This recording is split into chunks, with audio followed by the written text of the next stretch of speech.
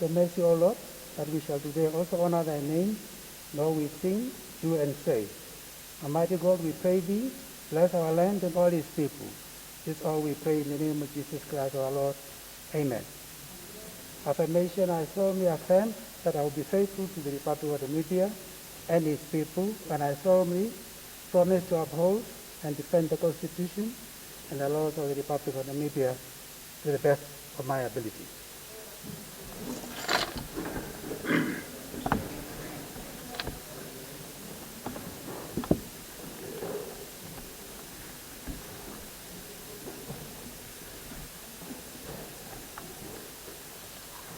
Welcome back. Any petitions? Reports on standing and select committees? Other reports and papers? Minister of Finance. The table reports of the Auditor General on the accounts of the following. 1. Ministry of Labor, Industrial Relations and Employment Creation for the financial year ending 31st of March 2019. Second, Ministry of Land Reform for the financial year ending 31st of March 2019. Further, Department of Transport of the Ministry of Works and Transport for the financial year ending 31st of March 2019. Fourth, Durban Valuation Fund for the financial year ending 31st of March 2018. And lastly, National Road Safety Council for the financial year ending 31st of March 2019. I so move, Honorable Speaker. Thank you.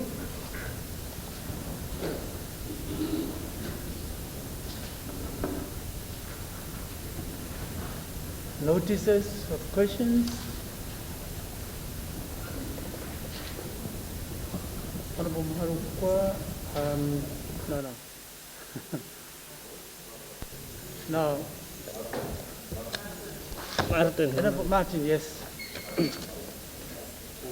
Thank you, Honorable Speaker. Honorable Speaker, I hereby give notice that on Thursday, the 22nd of October 2020, I shall ask the Minister of Work and Transport, Honorable John Motora, the following. The Northern Railway Line Extension Project managed only to complete Phase 1 and 2, with Phase 3 of Wandangwa Shakati still to be completed more than 10 years from where it was expected to be completed. The railway lines forms a vital link and regarded as a development change to promote development, economic growth, eradication of poverty, and creation of employment possibility in the northern and central Namibia. The main objective of the railway project is to stimulate economic growth in the northern region, especially respect of the agricultural and manufacturing sector. Better transport links and market chains could facilitate in transforming the agricultural sector, which presently is largely communal-based, into a commercial-oriented sector. Agriculture is the main activity of the majority of the people through the northern region, and any improvement within the sector will therefore have a major impact. The northern central area made up of the most heavily populated regions. About half of the Namibian population live there. The area is only linked to the rest of the country with one main asphalted surface road as major transport routes for both passengers and goods. The railway line will attract especially the heavy bag goods away from the road. This will prolong the life of the road and create safer roads.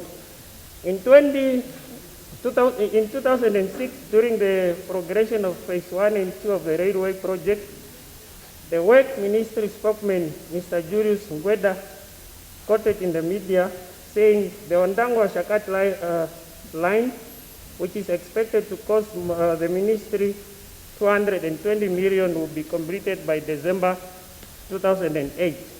Several companies, government ministries, and parastatals have been sending their staff to go and do volunteer work on the railway. Thus, I ask, Honorable Minister, how far is your ministry with this project? Question number 2, when should the public expect this project to be completed? give time frame of completion. Number 3, currently, there are no proper crossing areas for motorists and villagers on the railway, which pose danger to vehicles and villagers crossing, especially during the rain season. The railway becomes too slippery to cross and the risk for accidents. What are your ministry's immediate interventions to ensure the safety of motorists and villagers crossing their safety is not compromised? Number 4, Sumeb Ondangwa to Oshikango Railway has been operational for more than 5 years now. How is the economic situation of this route, both on goods and passengers? On the same day, Honorable Speaker, on the same day, I hereby give notice that on Thursday, the 22nd October 2020, I shall ask the Minister of Labour, Industrial Relations and Employment Creation, Honorable Utoni Nyoma, following my work visit to Umsati region in August 2020, during Parliament recess, I paid a courteous visit to the Asparagus Project farm in the area of Etunda. The project is run and managed by Peruvian. At this project, I encountered workers working in conditions that does not meet the working standards for workers. Workers are working in the scorching sun, both men and women, harvesting asparagus, and they are not provided with any working gears, from protective clothing, safety boots or gloves, sun protection or hats for the sun, though the harvesting takes place throughout the whole day, from morning to late afternoon. Even this time of COVID-19, workers are not provided with masks or sanitizers, though their gathering during harvesting exceed the expected amount of COVID-19 gathering which we have in the country. Workers work with sharp spade to cut off the top growing part of the plant, yet no safety boots provided. This contributes to several injuries reported at work. Workers are exposed to harassment and abuse on a daily basis, and firing of employees take place almost every day. The remuneration package are never discussed or agreed on, no signed. Currently, most of the offices and toilets that black workers use, their doors are removed on purpose by their white bosses, apparently with the reason black workers will sleep on duty if their doors are open or are there. These are some of the signs that workers there are treated inhuman and working under harsh, deplorable conditions. I thus ask, Honorable Minister, are you aware of this farm workers' condition? If so, have you visited the workers and assessed their working condition with the aim to resolve the situation? Number 2, what is your ministry going to do to address the deplorable working condition of these farm workers? Number 3, do you intend to meet the leadership or management of this project to rescue the situation and address the plight of these workers? If so, when do you intend to visit this project in your capacity as the Minister of Labour, Industrial Relations and Employment Creation? I so submit, Honorable Speaker.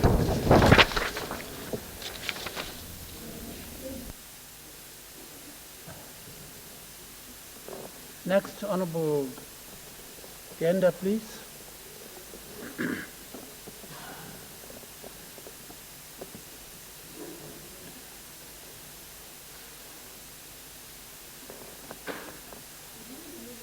Speaker, yes. Yes, I did. Thank you, Honorable Speaker. Honorable Speaker, I have an urgent oral question for the Minister of Urban and Rural Development.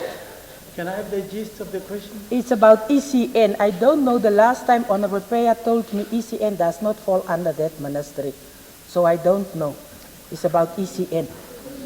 Let's hear the question. So to whom will I post it now? To the question Speaker? Is directed to the Minister of Urban. Or to the Prime Minister? No, you need to be precise. You need to decide. You need to be precise. Okay. To whom do you direct the question? To the Speaker. Well, to the Speaker. Yes. Well, This is very unusual. I'll Yes, take yes, note. yes. It is I'll take urgent. note, but I'm not going to respond to the question. I'm sure you are aware. I will have to redirect the question you are putting To to me. ECN or to, Right. yes, Honorable Speaker, my question is just that I have just realized that, especially in Walvis Bay, our members have been registered. They have registered cards to vote for this coming up elections, but they are not reflected on the voters' card, and it is everywhere on the voters' roll. So, Honourable Minister, it is especially in Lutherits and in Walvis Bay.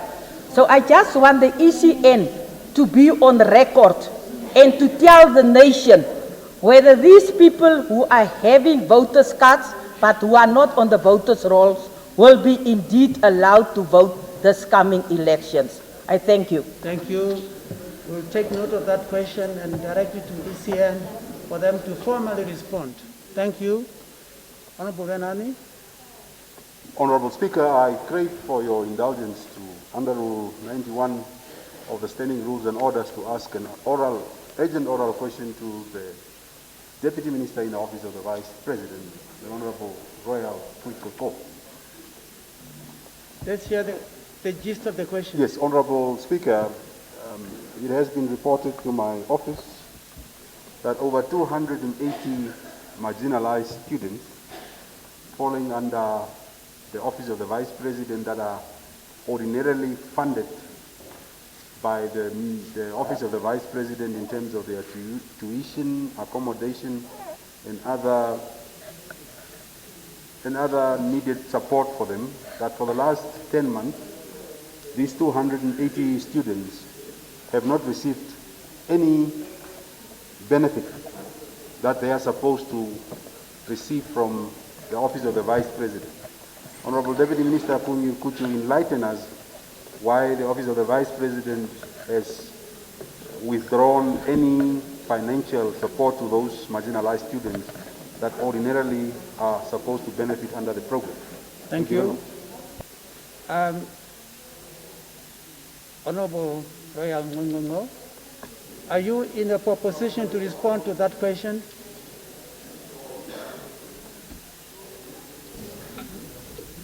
Thank you, Honorable Speaker, sir.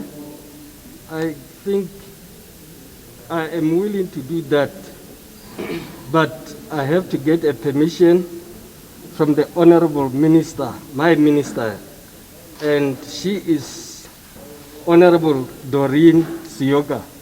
Thank you. Thank you.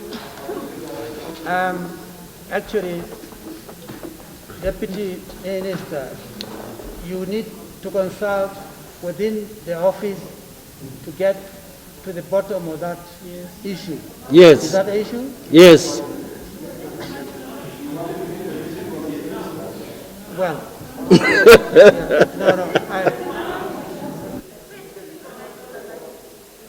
Honorable Venani?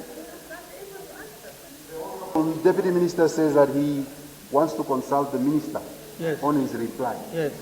Now, the Minister in the Office of the Presidency is here and she's welcome, Honorable Koepes. Can I redirect the question to her because she's the Minister of whom Agremo is? No. Thank you very much. I think the Presidency. I think consultation cannot take place while we are making progress on the floor of the House. I will leave it to them to carry out the next consultation. I'm not going to be part of that. Thank you very much. We move on. Notices or motions?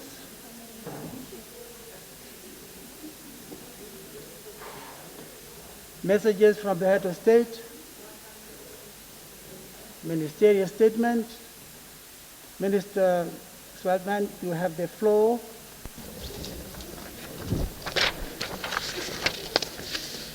Thank you, Honourable Speaker.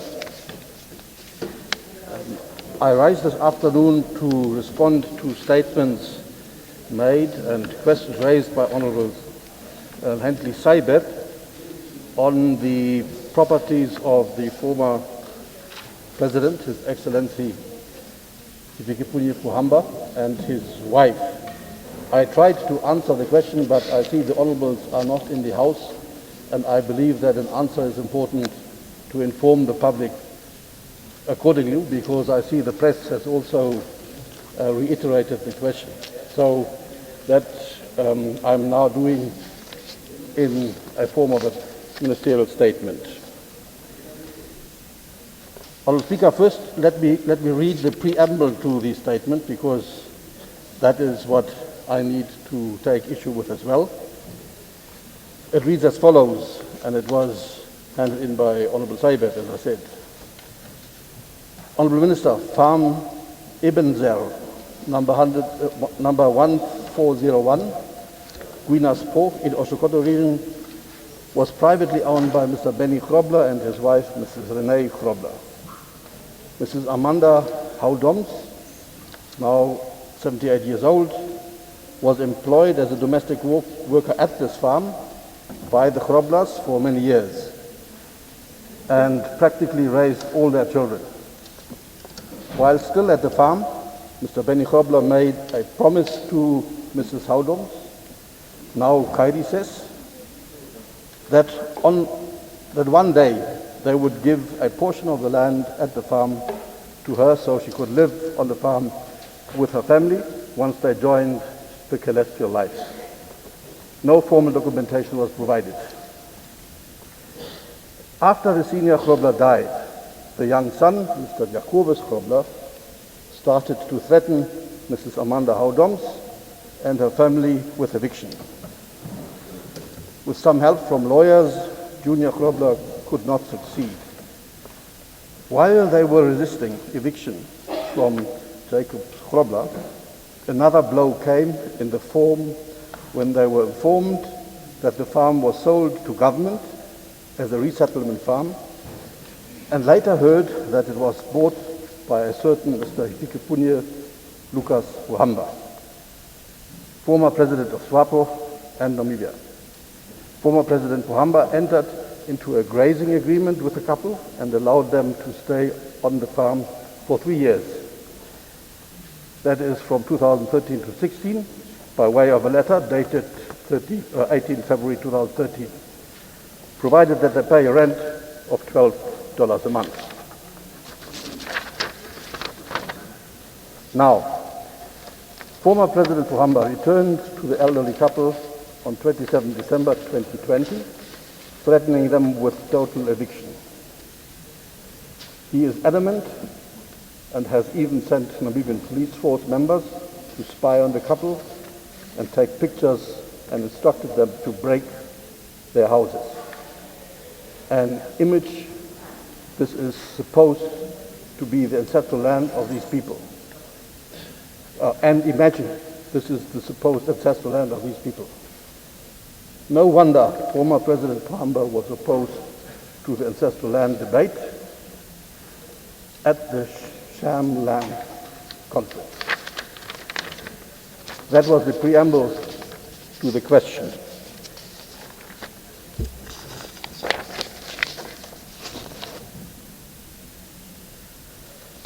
Honourable Speaker, as I said, I rise this afternoon to respond to statements made and questions raised by Honourable Henry Saibet, who I note is again not in the House.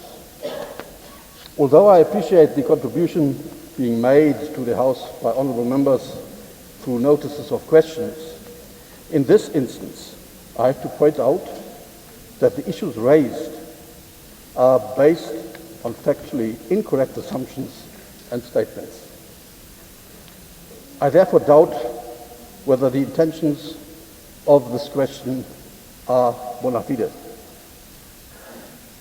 My answer, however, is still needed to expose the deliberate misleading efforts by Honourable Saibet as untruths and to correct the misinformation about the matter and His Excellency Hifikepunye Ruhamba personally and his wife, former First Lady, Madame Pifo Hasho Ruhamba. The first question was, is the Minister aware of this burning issue? And I think the burning issue is depicted in the preamble. Honourable Speaker, honourable members, the Ministry of Agriculture, Water and Land Reform is aware of the fact that the deeds registry shows that His Excellency, Hifikepunye Pohamba, former President of the Republic of Namibia, and his wife, former First Lady, Madame Penehupifo Hasho Pohamba, purchased the farm Ebenhauser, number 464, measuring 3,192.2574 hectares, and portion 1 of the farm Guinas, number 454, measuring 1,019.50 hectares, situated in Registration Division B, held under title deed number T1348/2000 in a single transaction during 2003. It was further verified that the farms were consolidated and in the same year and now form Farm Guinas 4, number 1401, measuring 4,211.76 hectares, held under Certificate of Consolidated Title number T1430/2003. Question 2. Will the Minister verify if the farm belongs to government as a resettlement farm or whether it's private property? The two farms were not acquired by the state as a resettlement unit and are therefore not state land.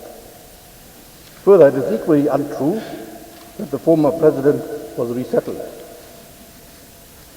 The Ministry of Agriculture, Water and Land Reform has verified through its database that the farms were purchased under the Affirmative Action Loan Scheme, Section 46(1)(a) of the Agricultural Bank Act, Act 13 of 1944.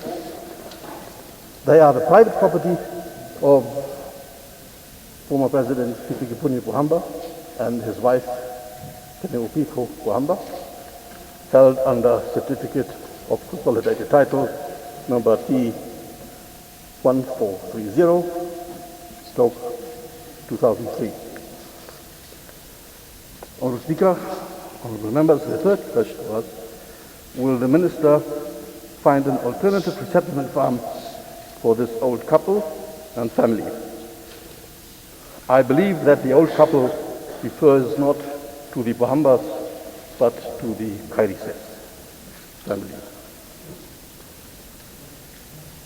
The registered freehold title at the time of purchase of the said farm were unencumbered. That is, it had no registered usufruct rights, caveats, or similar rights to third parties included. It is also factually incorrect to state that Mrs. Howardons is a generational farm worker. In fact, she used to work for Mr. Benny Krobler's family as a domestic worker, but not on the farm. The domestic work was given somewhere else, not on the farm. His Excellency Hifikepunye Pohamba, former President of the Republic of Namibia, and his wife found the couple accommodated on the farm with the understanding from Mr. Christian Jacobus Krobler, the son of the late Benny Krobler, that they would eventually depart. The couple is not employed on the farm. They have only been permitted to temporarily reside on the farm on humanitarian and compassionate grounds until such time that they can find an alternative space. Further, the couple and through their son, who is gainfully employed somewhere else, were advised to apply for resettlement as the temporary arrangement could not continue to be renewed. Honourable Speaker, I must also emphasize that His Excellency President Pohamba and his wife have no obligation towards the couple that is residing on their private land. I must elaborate on this point further by stating that Mrs. Amanda Kairises was in the employ of the late Mr. Benny Grobler, that is Grobler Senior, father of Mr. Christian Jacobus Grobler, from whom the farm was bought by His Excellency President Pohamba. Mrs. Kairises was formerly married to Mr. Alfons Houdon, but is now wedded to Mr. Alfred Kairises. Mr. Grobler Senior had made a promise to Mrs. Kairises to accommodate her on his farm, and that commitment was subsequently passed on to his son when he inherited the farm. That is, to Mr. Christian Jacobus Grobler. In fact, His Excellency President Pohamba had approached Mr. Grobler Jr. to make good that promise to ensure that Mrs. Kairises is accommodated elsewhere, but to no avail. Out of compassion for the stranded Mrs. Kairises and her spouse, the Pohambas consequently allowed the couple to stay on the farm for 5 years. Mr. Grobler Jr. was again approached via his lawyer to either accommodate the Kairises couple or to pay a commensurate rental fee, but unfortunately neither response nor any payment was ever received by the Pohambas. In an effort to formalize the situation, His Excellency President Pohamba and his wife, former First Lady, entered into an agreement with Mrs. and Mr. Kairises, which allowed them to remain on the farm for a further 5-year period. They agreed to a very humble rent of $120 a year, $120 per year. A formal agreement signed by the Pohambas and the Kairises, which stipulated rights and obligations of both the farm owner and the renters, was entered into on the 31st of October 2008. After the lapse of the 5 years, and consequently the agreement, no alternative accommodation had been provided to Mrs. Kairises by Mr. Grobler Jr. Again, out of humanitarian consideration, His Excellency Sikipunye Pohamba and his wife extended the agreement for a further 3 years, with similar conditions, including, amongst others, a prohibition to erect structures on the farm without permission of the owner, limiting the number of animals to the carrying capacity and the grazing only in the camp allocated to them, maintaining of fences, and to pay a rental fee of now $144 per year. This agreement was signed on the 18th February 2013 and was made non-renewable. The agreement lapsed in 2018 and ended the permission by the owner extended to Mrs. Amanda Kairises and spouse to occupy the camp allocated to them. Unfortunately, both agreements were breached several times by the Kairises. These breaches included the erection of structures on the farm without permission, the total neglect of maintaining the fences of the allocated camps.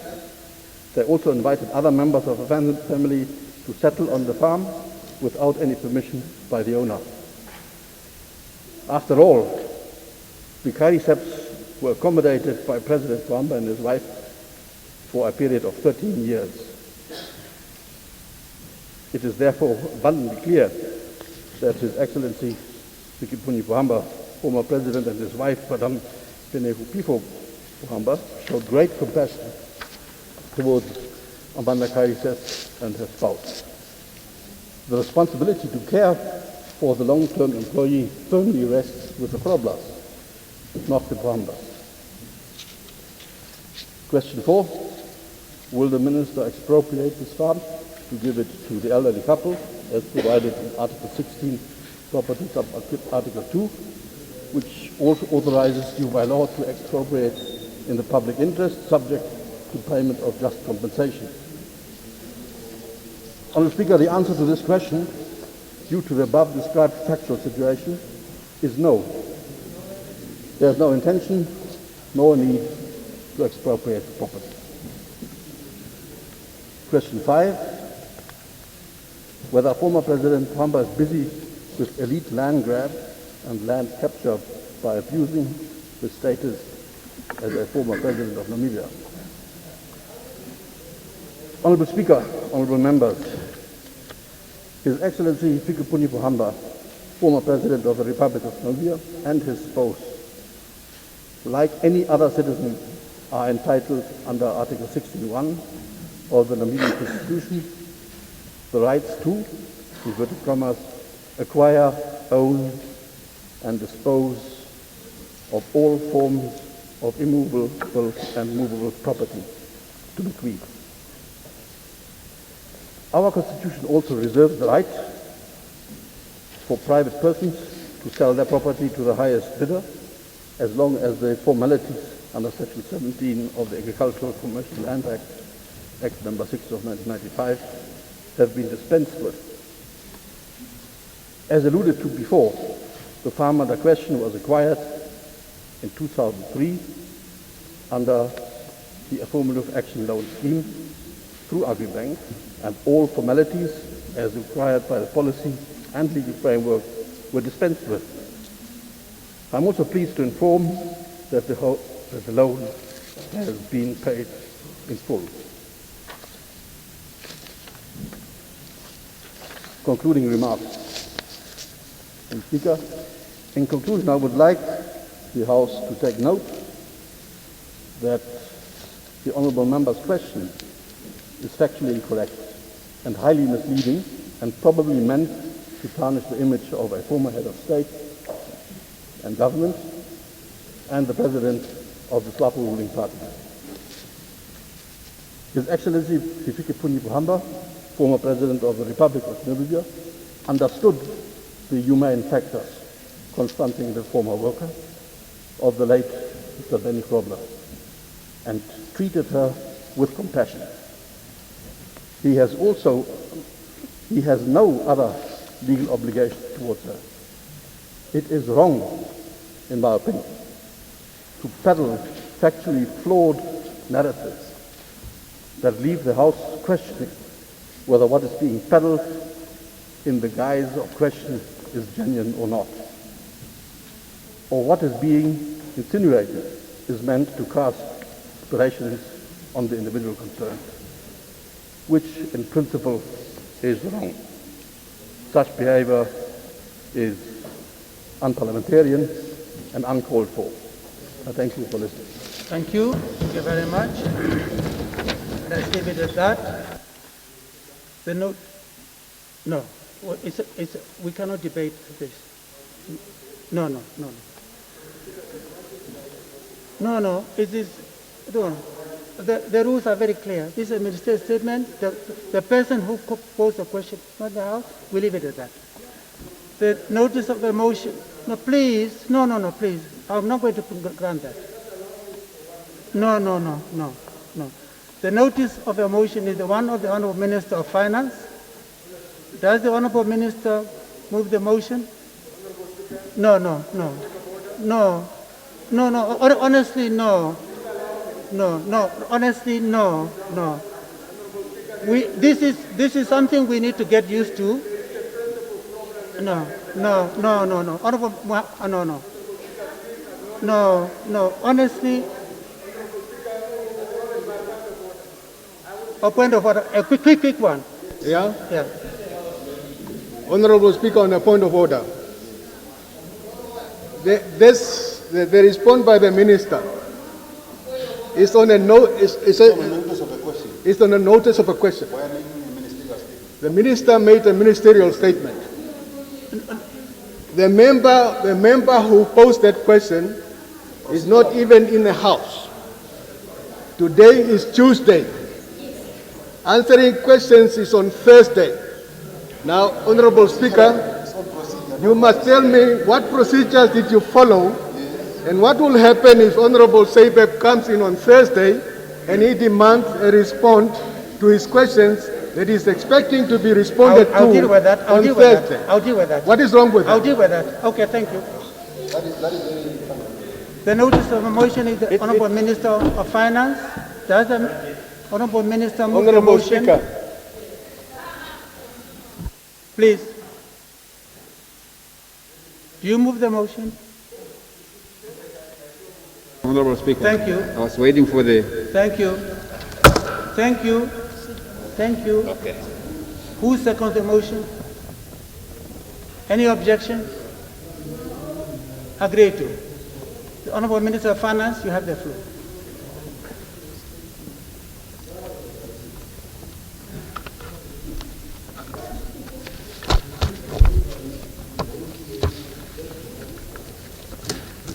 Thank you very much, Honorable Speaker. Could you table the motion, please? Not yet.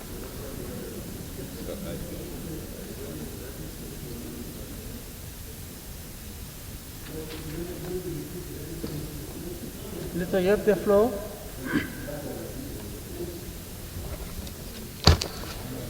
Honorable Speaker, honorable members of the National Assembly, fellow Namibians, I rise to table the 2020... Honorable Minister. Sorry. Oh. Can you read them? I thought that she said I took the floor. Where is it? On that tabling.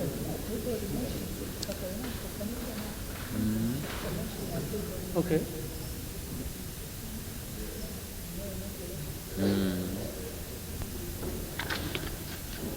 Appropriation Amendment Bill. Minister, you have the floor.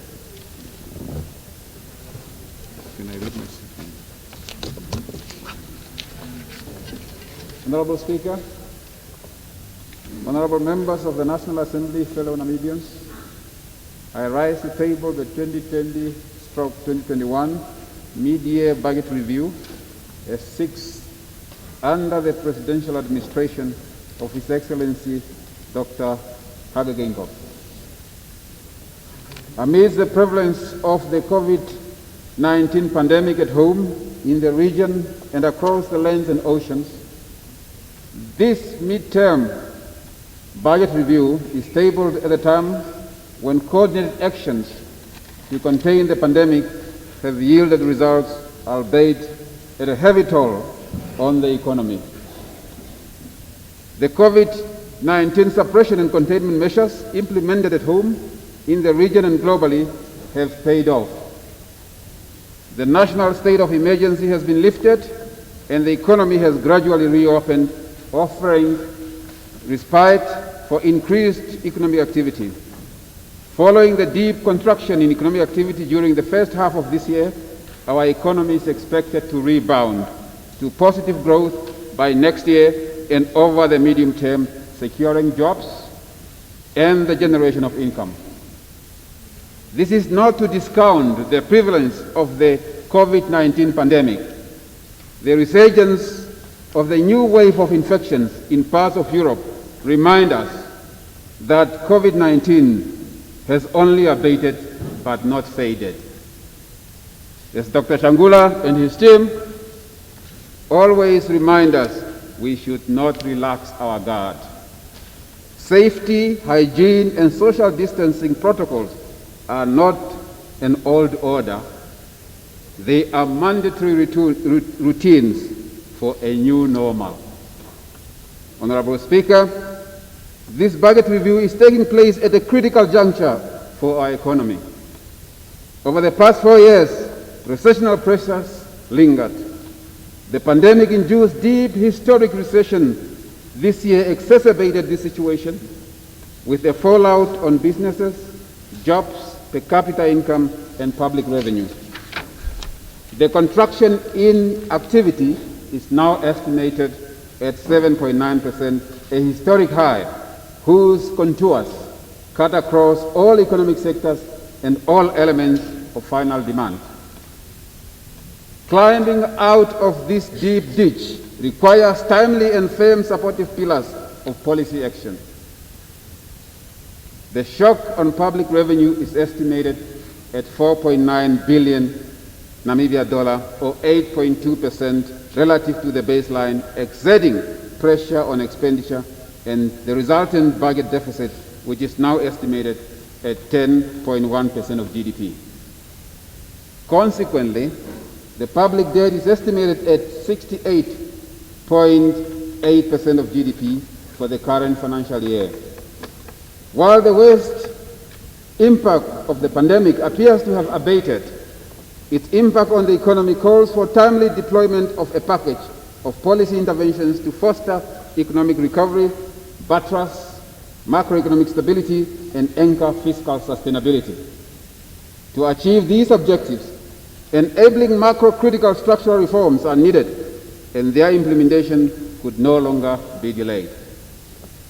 It is in this context, Honorable Speaker, that I, in terms of Article 126 of the Namibian Constitution, read together with Section 1, Subsection 1 of the State Finance Act, have the honor to table for the favorable consideration and approval by this House the Appropriation Amendment Bill and the amended estimates of revenue, income and expenditure for the financial year 2020-2021. At the same time, Honorable Speaker, I present the medium-term budget policy statement providing the macroeconomic and fiscal context for the budget review, as well as setting out the fiscal policy stance and policy priorities for the next budget and the medium-term expenditure framework. Such advanced announcements of the medium-term policy outlook is for the purpose of maintaining fiscal transparency, affording the legislature the opportunity to scrutinize the medium-term policy proposals in advance of the budget, and providing indicative aggregate expenditure ceilings to guide the preparation for the next medium-term expenditure framework. What does this budget review offer? Honorable Speaker, this budget review and the medium-term budget policy statement place a higher premium on rekindling sustainable economic growth and stabilizing macro-fiscal framework as necessary conditions for long-term fiscal sustainability, the creation of jobs, the reduction of poverty and inequalities. First, the review does not constitute an additional budget. It reallocates resources to alternative priority programs within the appropriate expenditure ceiling. This is for the purpose of realizing allocative efficiency, value for money, and more developmental outcomes from such programs. Second, this review strengthens the provision of resources to programs for fighting and mitigating the socio-economic impact of COVID-19 so as to avert the sudden withdrawal of fiscal support and guard against reversals on outcomes. Third, this review sets forth the fiscal consolidation policy stance for the next medium-term expenditure framework and the accompanying policy priorities with indicative measures consistent with the objectives of macroeconomic stability, fiscal sustainability, inclusive growth, and more jobs. To this effect, Honorable Speaker, 5 key policy priorities are material over the medium-term horizon, namely, implementation of a comprehensive economic growth and recovery plan as an integral part of the Harambee Prosperity Plan number 2 upon their finalization later this year, and encompassing recommendation of the high-level panel on the Namibian economy. The strategic interventions from this cohesive policy framework will, first and foremost, be directed at reigniting inclusive economic growth, job creation, social progression by dedicating policy actions to bring about economic diversification, developing complementary new engines of growth going forward.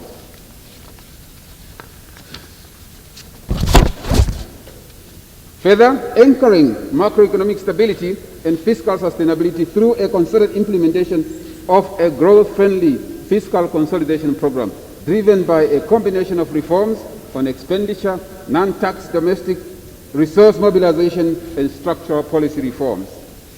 Continued provision of essential services and existing social safety nets to guard against reversals while improving the quality of expenditure and administrative efficiencies across the broad range of service delivery. Further, domestic resource mobilization centered on tax administration reforms and the alternative forms of financing consistent with public debt stabilization objective, and accelerating the implementation of the macro-critical structural policy reforms to enable a more private sector-driven economic growth and greatly enabling automatic stabilizers to work while reinforcing the impulse of policy interventions on the economy and service delivery. Honorable Speaker, honorable members, during this year of unprecedented developments arising from the COVID-19 pandemic, I tabled the budget under the theme, Together Defeating COVID-19, Together Thriving Again. As an integral part of the budget, the government, under the guidance of His Excellency the President, launched a 10-point economic stimulus and relief package, primarily aimed at protecting lives and livelihoods. The package amounted to 8.1 billion Namibia dollar, some 4.7% of GDP, with a further 600 million added to the pack for the provision of sanitation and hygiene facilities at public schools countrywide. In total, the stimulus package consisted of the following, and I believe Honorable Smith is going to like this progress report. 1, 3.8 billion or 43.1% acceleration of outstanding VAT and service invoice payments owed to service providers by government. This commitment was met fully this July this year. Further, 1.2 billion or 13.6% as direct cash injection, of which 772 million was for emergency income grant to qualifying beneficiaries and 400 as a wage subsidies for employers and employees in sectors hard hit by COVID-19. To date, Honorable Smith, 769,130 individuals have benefited from the grant at the cost of 576.8 million, exceeding the estimated target of about 739,000 individuals. As we conclude this program, the results are now being subjected to data reconciliation against the applications made. The wage subsidy program is being implemented in collaboration with the Social Security Commission. As at the beginning of October, 15,656 affected employees and 4,006 employers have benefited from the subsidy program at a combined cost of 65 million. The Social Security Commission has committed to accelerating the assessment and disbursements processes in this regard. Further, 1.4 billion or 15.9% as a cash-based budget provision comprising 727 million to the health sector to help shore up our fight and defense against COVID-19. Further, 600 million to the education sector for COVID-19 specific expenditure and 80 million to the water sector for the same purpose. To date, 651.4 million or 89.6% of the COVID-19 related health budget was spent on procuring personal protective equipment, testing and contact tracing, pharmaceuticals, isolation facilities, and health personnel. Of the 600 million allocation to the education sector, 38.2% was spent by mid-year, with acceleration anticipated during the remainder of this year, while the allocation to the water sector was fully spent and ensured that water taps remained accessible to the public during these trying times. Further, 2.4 billion or 27.3% of the package as other liquidity support in the form of government guarantees for loans uptake, including SME targeted loans through the development finance institutions and commercial banks, some of which have now kicked off. Honourable Speaker, before I delve into the prescriptions of the fiscal policy stance for the medium-term expenditure framework and the details of the 2020-2021 Appropriation Amendment Bill, let me provide the economic context under which this budget review was prepared. Economic, fiscal, and financial context. The outbreak of COVID-19 and its consequent suppression and containment measures continue to exert devastating economic effects globally, regionally, and at home. The International Monetary Fund projects sharp negative impacts on the economy in 2020 and a more gradual but uneven recovery in economic activity over the medium term. The global economy has come to bear with an estimated contraction of 4.4% in 2020. This is the worst performance for the global economy in the recent history. A recovery of about 5.2% is projected for next year against the backdrop of significant downside risks. The estimated contraction for 2020 is broad-based and affects all major economic groups. Advanced economies are projected to contract by 5.8% with a rebound of 4.8% projected for 2021. The world's largest economy, which is the United States of America, is estimated to contract by 4.3%, while the contraction of the euro area is estimated at 8.3% and 9.8% for the United Kingdom.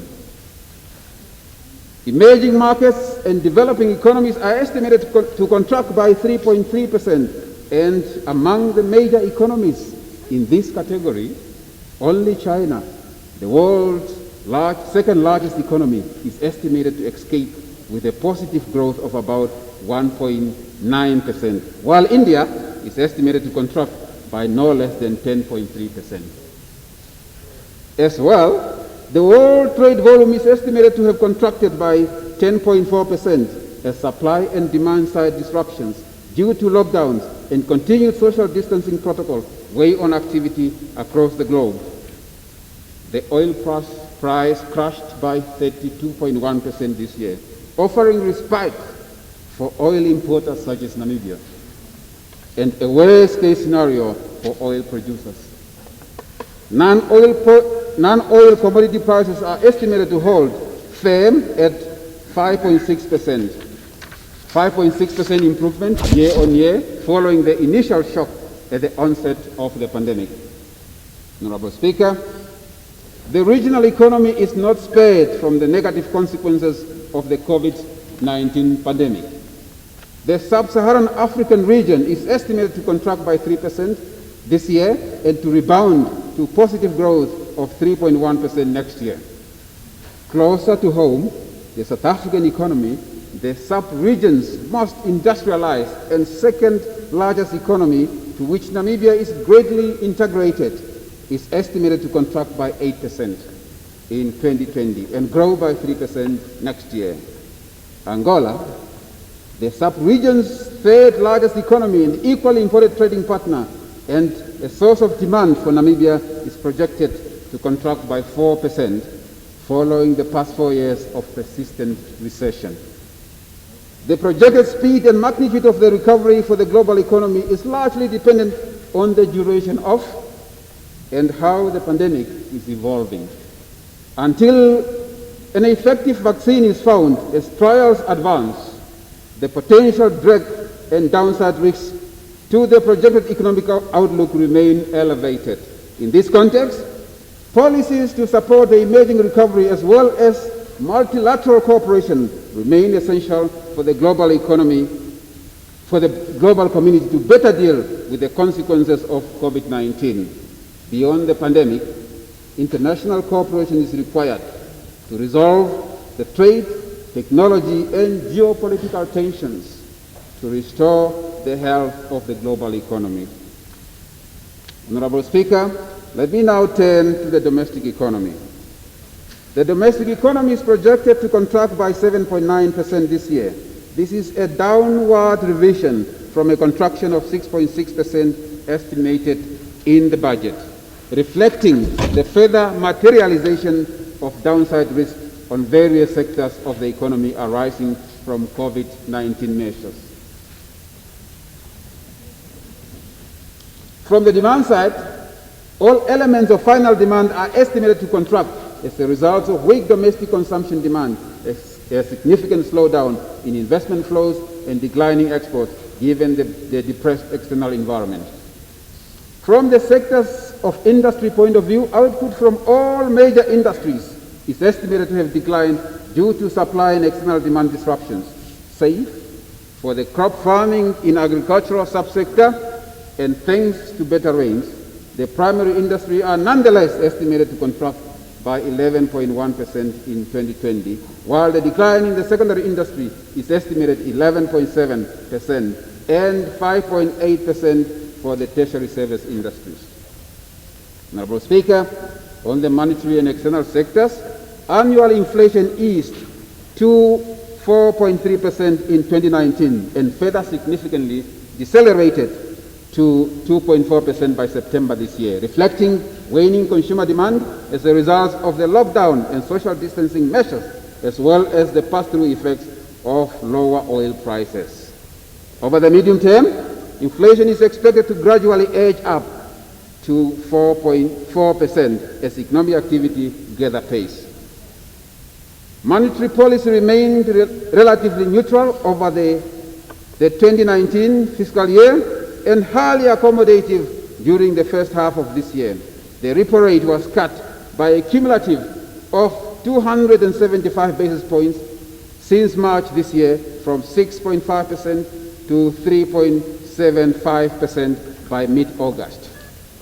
This is the lowest policy rate in recent memory, and it was provided as part of the measures to encourage domestic economic activity during the pandemic while supporting the currency peg. And I want to pause here, Honorable Speaker, to say and point out that Namibia remains committed to the currency peg. I have heard that the rumors that are circulating that Namibia has taken a decision to delink from the rand. There is no truth in these rumors. As a country, we believe the peg is working, and we will continue to support this peg. This has also enabled commercial banks to extend relief to clients hard hit by the pandemic. As a result of decreased import flows relative to exports, the current account recorded a surplus of about 5.1 billion for the second quarter of 2020, equivalent to 2.9% of GDP, compared to the deficit of 117 million during the corresponding period of 2019.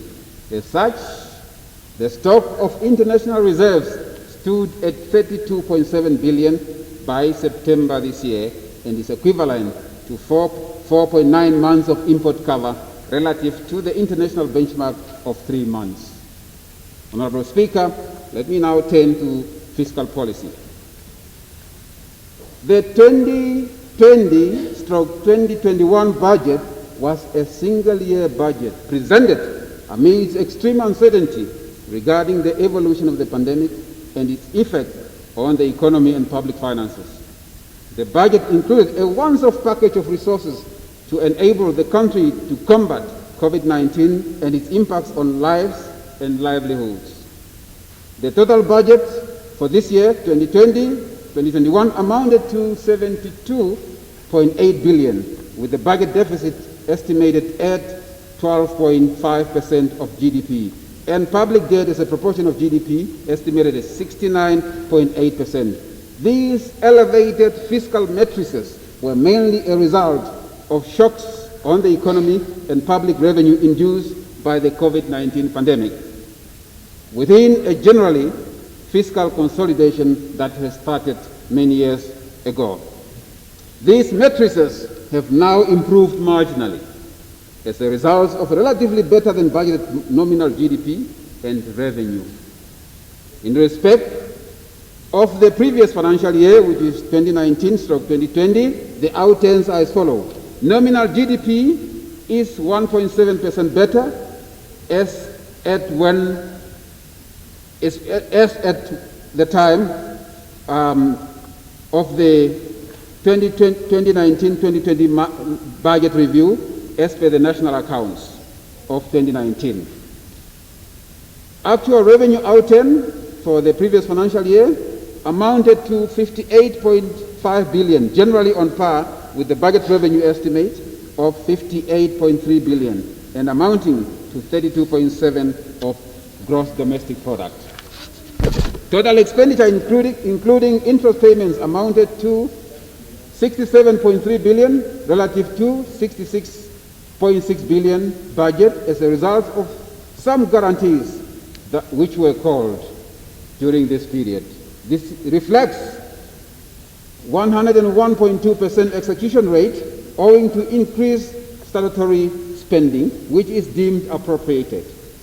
The non-interest operational budget implementation stood at 99.3%, while the development budget execution rate stood at 88.1%.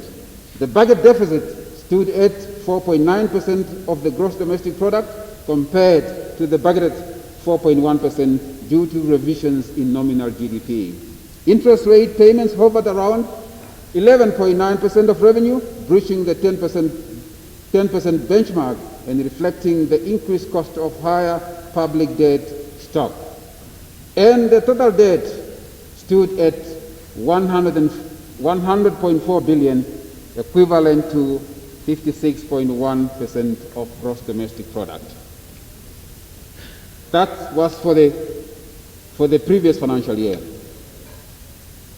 This fiscal year, midterm assessment, the preliminary revenue outturn stood at 26.1 billion, which is 51% of the budgeted revenue and about 3% better than average historical half-year collection rate. The half-year total expenditure execution, including expenditure commitments, stood at 35.8 billion, or some 49% of the budget. The half-year non-interest operational budget expenditure execution, including expenditure commitments, stood at 50.9%, while the development budget implementation rate, including expenditure commitments by the end of September, stood at 50.8%. This is not too bad. Total debt stock at the half-year mark stood at 106.1 billion, equivalent to 60.9% of GDP, and reflecting the 53% of budgeted financing requirements met by half year. Fiscal outlook and the midterm policy stance. Honorable Speaker, honorable members, I now present macro fiscal policy outlook for the medium term. Prospects for the medium term are projected to brighten up moderately. As the economy has gradually opened up, the pace of economic activity is projected to rebound to positive growth of 2.2% by 2021 next year, and further strengthen to an average of 3.6% over the next medium-term expenditure framework. On the demand side, the projected growth is expected to be driven by gradual increase in exports as activity and external demand gather pace, gradual recovery in investment, particularly private sector, as well as public sector investment in the energy, water, and other public infrastructure sectors. Further, a paced recuperation in consumer demand is expected. From the sectors of industry point of view, all major industry sectors are expected to post moderate growth next year relative to this year. Overall growth is projected to be anchored by the recovery in the primary industries, which are projected to rebound by 4.7% next year, and further firm up to an average of 8% over the medium-term expenditure framework, supported by better growth in the mining sector. Both secondary and tertiary industries are expected to post a moderate recovery for longer as the various economic subsectors adjust to the gradual soft recovery in consumer demand.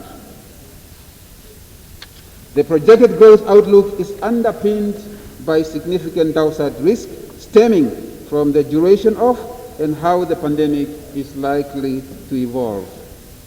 On the fiscal front, total revenue and grants for the 2021-2022, which is the next financial year, is projected at 55.2 billion, or about 0.2% less than the estimate of revenue of this current financial year.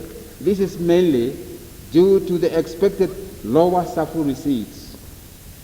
Over the medium-term expenditure framework, revenue is expected to grow at a moderate average pace of 4.2% to reach 57.5 billion in the financial year 2022/2023 and 62.9 billion by 2023-2024, reflecting the weak pace of domestic and regional economic recovery.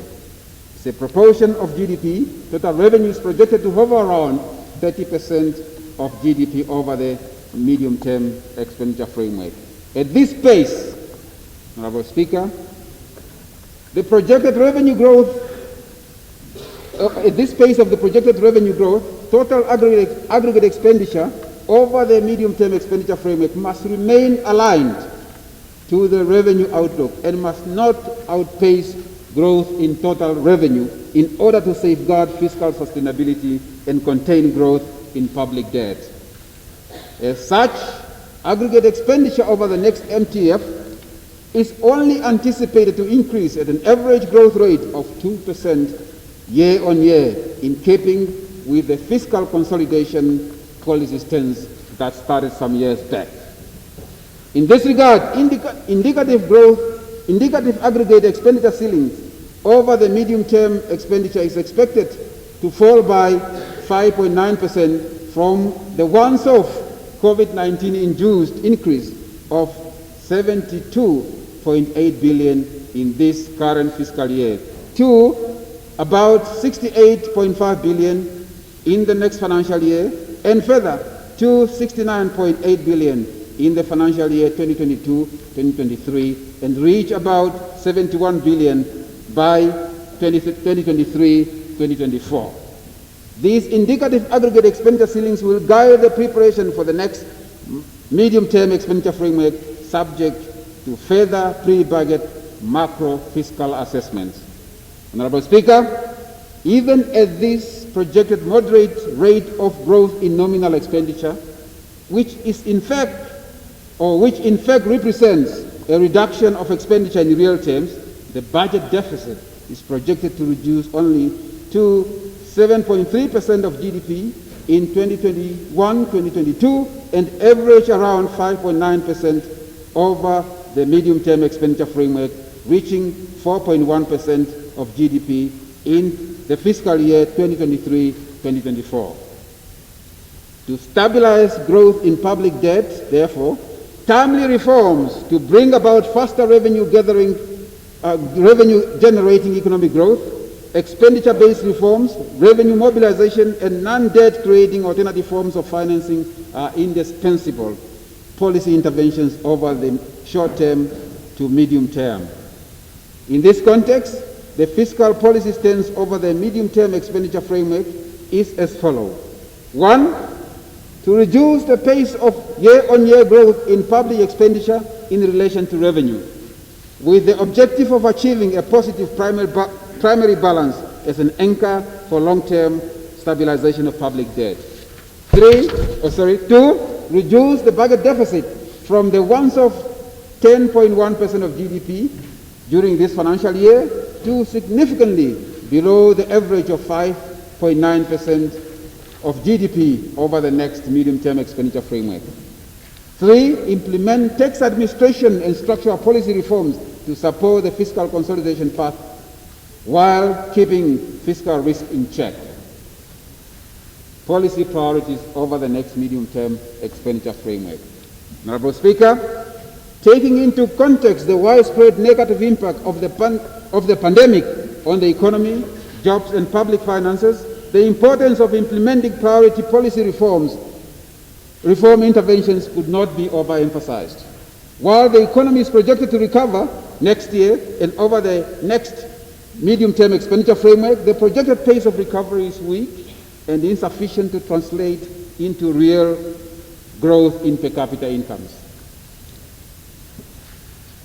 Honorable Speaker, the economy has shed a large number of jobs, not only due to COVID-19, but also over the past 4 years due to recessionary pressures, mainly as a result of successive droughts and a decline in commodity prices.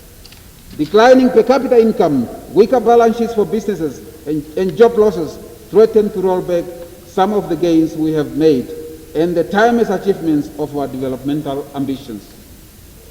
Timely implementation of targeted measures, private sector investment commitments, and structural policy reforms are critical to improve both the pace and quality of growth going forward. The cost of inaction and the slow pace of implementation of the commensurate measures will continue to weigh on economic activity and require a new robust approach for better results to be realized. Priorities, Honorable Speaker. Number 1, to reignite a post-COVID-19 economic recovery and job creation, the strategic interventions under this priority entail the following. Finalization and implementation of the Harambee Prosperity Plan, of which a large component will be Economic Growth and Recovery Plan, which will be finalized and announced by His Excellency President Hage Geingob during the remainder of this year through the stakeholder consultation process, with focus on tapping on new sources of growth, its quality and inclusiveness, economic diversification, product complexity, and value chains. That will be the emphasis. The modes of financing the priority developmental commitments will benefit from leveraging private capital through public-private partnerships, various forms of leveraging state assets, and improving the national investment climate.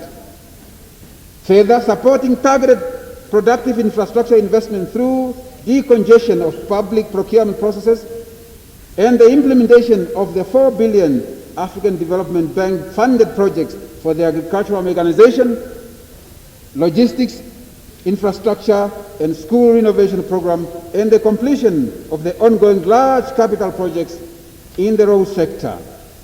In addition, support will be provided for investment in energy generation and transmission capacity by NamPower and the scaling up of investment in the water sector. Further, scaling up support to the SME sector and youth entrepreneurship, which is critical for job and wealth creation through increased access to affordable finance for youth entrepreneurs and startups.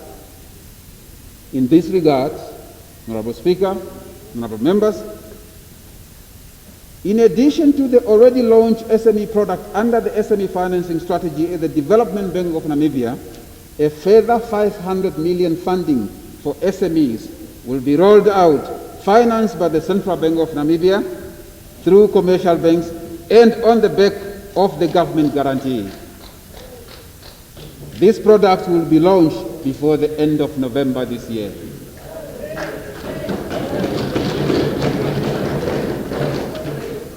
Second priority,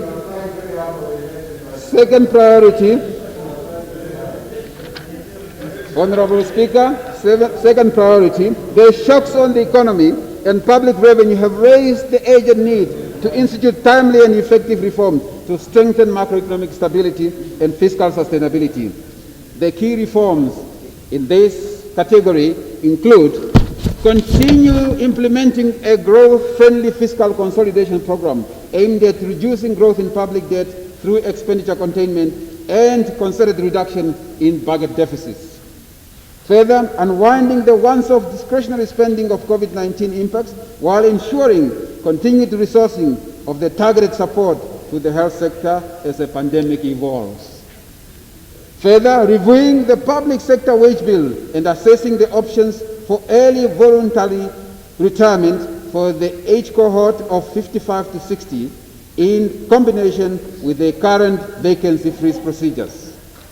Further, assessing the restructuring of the public service medical aid scheme for alternative modes of benefits delivery, and finalization and implementation of the state asset ownership policy and public enterprise reforms to enable state divestiture options and listing portions of state assets, starting with a listing of shares by the mobile telecommunication company next year.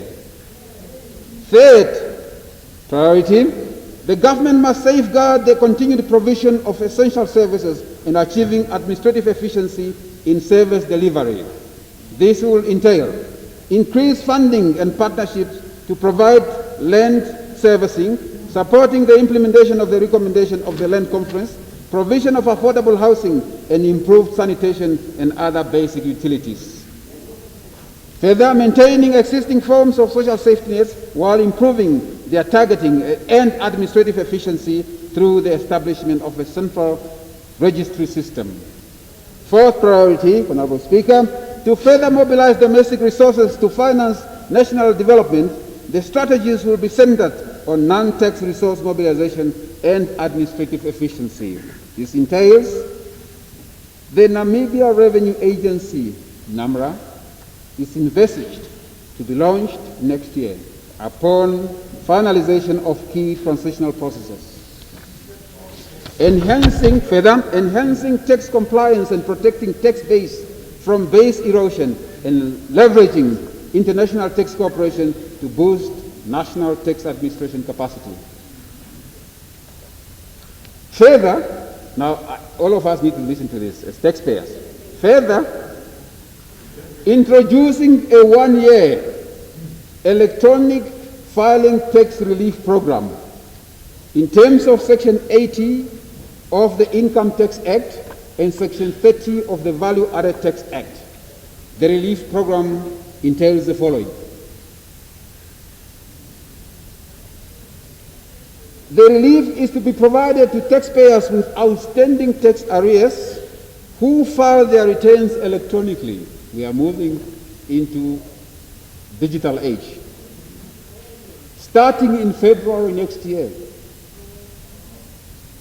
The relief is in the form of 100% of penalties and 95% of interest to be written off if capital tax debt is settled within 3 months from the commencement of this program. Further, taxpayers, please listen. Further, 100% penalties and 75% interest to be written off if the capital tax is settled within 12 months from the commencement of this program. And remember I said it's going to commence February next year. And a further 100% penalties and interest and 95% suspension of interest. Now this is not written off, suspension of interest for taxpayers in the hardest hit industries such as tourism, hospitality, aviation, travel, and construction sectors. Further, re-engineering the VAT refunds audit. The VAT refund audit process, we are re-engineering that to reduce the turnaround payment time for undisputed VAT to no more than 90 days after receiving the VAT claim, upon fulfilling the set requirements by February 2021. Further, mobilization of domestic savings by bringing to market domestic investable opportunities through public divestiture and triple Ps. Fifth priority, to amplify the impact on the development outcomes, the priority policy intervention should be accompanied by the timely implementation of key structural policy reforms. These macro-critical reforms whose implementation can no longer be delayed include the following: finalization and promulgation of amendments to the Namibia Investment Promotion Act to create a more conducive environment for both domestic and foreign investors in all sectors of the economy. Further finalization of the Special Economic Zone policy and accompanying policy incentives to retool and modernize the current incentive regime. Further, improving the ease of doing business and national competitiveness, entailing process re-engineering of the National Single Window Facility and the Integrated Client Facility. Further, and those who participate in tenders should listen to this one carefully, further, decongesting the administrative bottlenecks in public procurement function to improve the turnaround time for public tender adjudication by reviewing the current procurement thresholds for certain public entities which have the capacity to handle higher thresholds, starting with the pilot in November this year. Further, SMEs must now listen to this one, issuing the Code of Good Practices to empower the SMEs, youth, and women entrepreneurs, and amending the Public Procurement Act to improve the governance of the Central Procurement Board of Namibia. Honorable Speaker, in the financial sector, the bills under NAMFISA which have been passed by Parliament are expected to come into operation after the transitional period. Further, the amendments to repeal the Banking Institution Act of 1998 will be tabled in the next session of Parliament. Honorable Speaker, honorable members, let me now turn to what we have been waiting for, the 2020-2021 Appropriation Amendment Bill. In respect to 2020-2021 Appropriation Amendment Bill, a total amount of 841.6 million was freed up from existing vote ceilings for proposed reallocation as a result of the mid-year budget review process. This amount consists of 701.6 million realized from the operational budget and 140 million from the development budget. The realization of internal savings was made on the basis of assessed performance by program and the likely expenditure outturn by the end of the financial year. For the operational budget, internal savings were realized from expenditures such as daily subsistence allowance, we are not traveling, given the COVID-19 travel restrictions and social distancing measures. That's one. Savings were realized from goods and services for delayed activities and subsidies and current transfers. For the development budget, internal savings were realized from capital projects with below 10% execution rate and projects which have not yet started due to COVID. We all remember and know that there were restrictions that impacted negatively on some of this capital budget due to COVID restrictions during the first 6 months. Out of the 701.6 million realized from the operational budget, 100 million is proposed for reallocation to the development budget. More is going into the development budget. In addition to the 140 million realized for reallocation across the budget vote within the development budget, so that's in addition to that, to what has already been realized.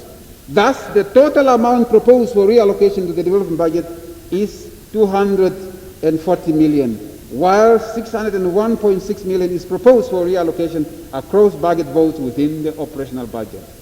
Therefore, Honorable Speaker, honorable members, the following is proposed for your favorable consideration and approval. The development budget ceiling is increased by a further 100 million from 6.4 billion to 6.5 billion.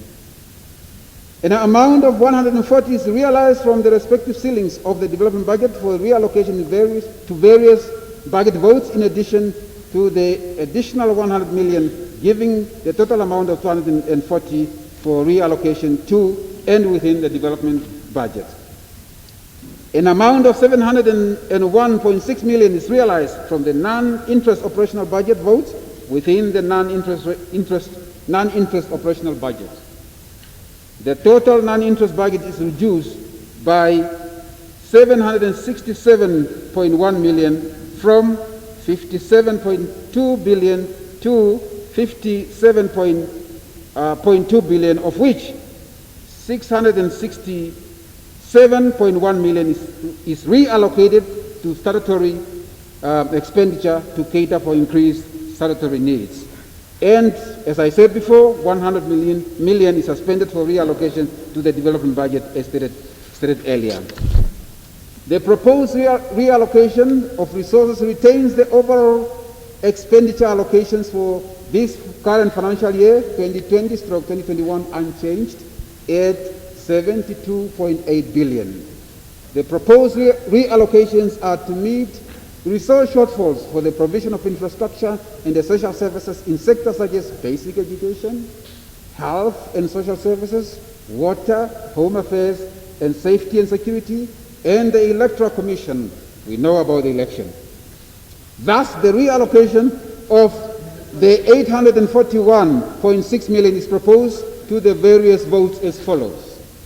The Ministry of Basic Education, Arts and Culture is allocated 326.4 million, comprising of 200 million for educational infrastructure, in addition to the allocation initially front-loaded in the budget, and a further 126.4 million for personnel-related expenditure. Further, the Ministry of Health and Social Services allocated an additional 147.6 million for the procurement of pharmaceuticals, COVID-related expenditure, and the required optimal personnel to combat COVID-19. Further, the Ministry of Gender Equality, Poverty Eradication and Social Welfare is allocated an amount of 157.7 to strengthen the coverage of social grants and to combat gender violence. The Electoral Commission of Namibia is allocated 50 million for costs related to conducting the upcoming regional and local authority elections. Further, the Ministry of Public Enterprises is allocated a total of 75 million to support the operations of the Namibia Wildlife Resort and Trans-Namib, specifically for the maintenance of the railway. The Ministry of Agriculture and Water Reform is allocated 40 million for expenditure on water infrastructure. The Ministry of Defense and Veteran Affairs is allocated 22.3 million specifically to meet the funding needs for the Veteran Subvention Program. Further, the Ministry for Industrialization and Trade is allocated 10.7 million for the integrated client facility and to support the operation of some of the public enterprises under its mandate. Further, the Ministry of Home Affairs, Safety and Security is allocated 11.9 million Namibian dollar for the visa sticker program and to support police operations, including measures to minimize gender-based violence. Honorable Speaker, honorable members, the details of the reallocations are contained in the Appropriation Amendment Bill and the adjusted estimates of revenue and expenditure provided for in the medium-term budget policy statement. I would like to conclude, Honorable Speaker. Honorable Speaker, honorable members, this budget review avails deep expenditure revisions and protects spending which enhances long-term growth and the provision of essential goods and services. To avoid sudden withdrawal of resources from the national programs dedicated to combating COVID-19. It enhances allocative efficiency by reallocating resources to priority programs where funding is required for better outcomes. Its medium-term policy statement elevates the achievement of economic recovery and sustainable inclusive growth within a credible macroeconomic framework and fiscal sustainability parameters. To achieve a durable economic recovery and the creation of jobs, the highest priority should be on shifting the economy from a low-growth gear to an inclusive growth pathway which draws more Namibians into mainstream economic activity. At the same time, we exercise due consideration to continue supporting our efforts to combat COVID-19. Further, achieving sustainable growth requires that enabling conditions are provided and necessary structural reforms are implemented in order to support the pace and quality of the new growth proposition. The medium-term budget policy statement sets out the economic recovery and growth measures and policy priorities which must now be visibly implemented in the short term and over the medium term. The private sector is an important partner in this new modus operandi. This is the policy course of action we have acceded to when we set out our long-term aspiration of Vision 2030. This is what we aspire to achieve in the fifth National Development Plan, and as we transition to the next one, the 6th National Development Plan. May I conclude my statement by expressing my profound gratitude to His Excellency President Hage Geingob for the stewardship of our country and for the trust he placed in me in managing the public finance and the fiscal sector. We have confidence in the future prospects of our economy and our country, and we remain hopeful and confident that Namibia remains an attractive and investment destination in the region and the globe. I wish to thank His Excellency Vice President Nangolo Mbumba, Right Honorable Prime Minister Dr. Saraku Wangura Madila, and the Honorable Deputy Prime Minister Netumbo Nani Daitwa, my cabinet colleagues, and all of you, honorable members of this august House, for support and collective leadership. I underline collective leadership. I thank Honorable Obed Kanjode, Director General of the National Planning Commission, and his entire staff for the joint work and the usual support. I thank the Governor of the Bank of Namibia, Mr. Johannes Kavhab, and his staff, as well as Namfisa, for input and advice. My gratitude extends to my colleague, the Executive Director, Madam Erika Shafuda, and all my other colleagues at the Ministry of Finance for teamwork and for preparing the budget review documentations tirelessly. Equally, I thank the officials from all OMAs for the hard work and for understanding the necessity of doing more with less. I want to emphasize, for understanding the necessity of doing more with less. I thank our development partners for their technical and financial support during this year of unprecedented challenge. I also wish to thank the financial service industry players, the Bankers Association of Namibia, asset managers, insurance industry, Namibia Saving Association, and the Economic Association of Namibia for collaboration and support. Honorable Speaker, let me end my statement with a quote from a Russian poet who once said, I quote, "The darker the night, the brighter the stars." End of quote. Honorable Speaker, this pandemic is painful, but it is also an opportunity, Honorable Benani, is also an opportunity for us to reflect on the painful choices we have to make to create a better future for our children and grandchildren. We must therefore embrace this opportunity with open arms, courage, and a sense of patriotism to leverage technology and doing things differently for a better Namibia. Honorable Speaker, honorable members, I appeal for your support and I thank you for your kind attention. Thank you. Honorable Nicholas Smith.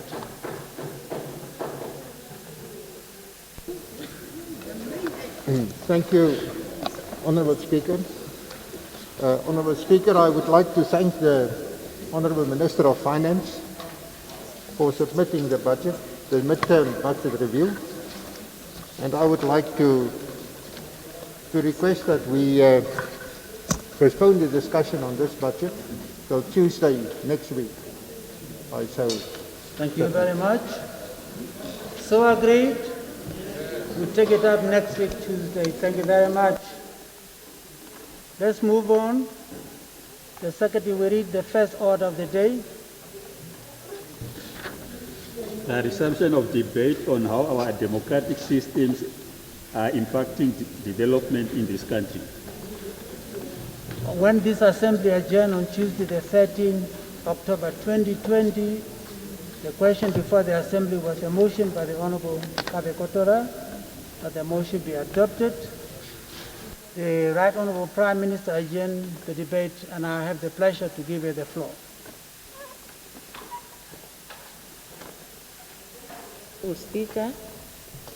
Honorable Speaker, I seek the indulgence of yourself and the House that I be allowed until next week, Tuesday, to make my contribution. Thank you.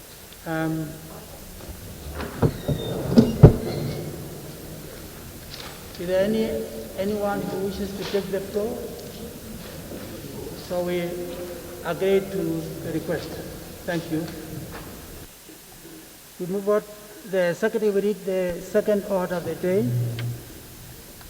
The resumption of debate on the Economic Partnership Agreement between the SACU member states and Mozambique on the one part and the United Kingdom of Great Britain, Northern Ireland on the other part. When the Assembly adjourned on Tuesday, the 13th of October 2020, the question before the Assembly was a motion by the Honorable Minister of Industrialization, Trade that the agreement be agreed.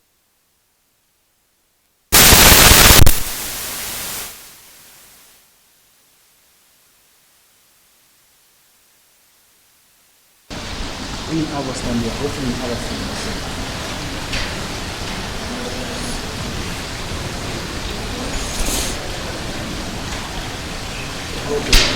No problem. Let's connect to FCC. No problem. Oh.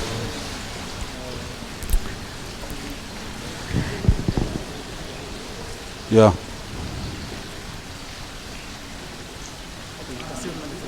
Seven minutes. Just talk to FCC.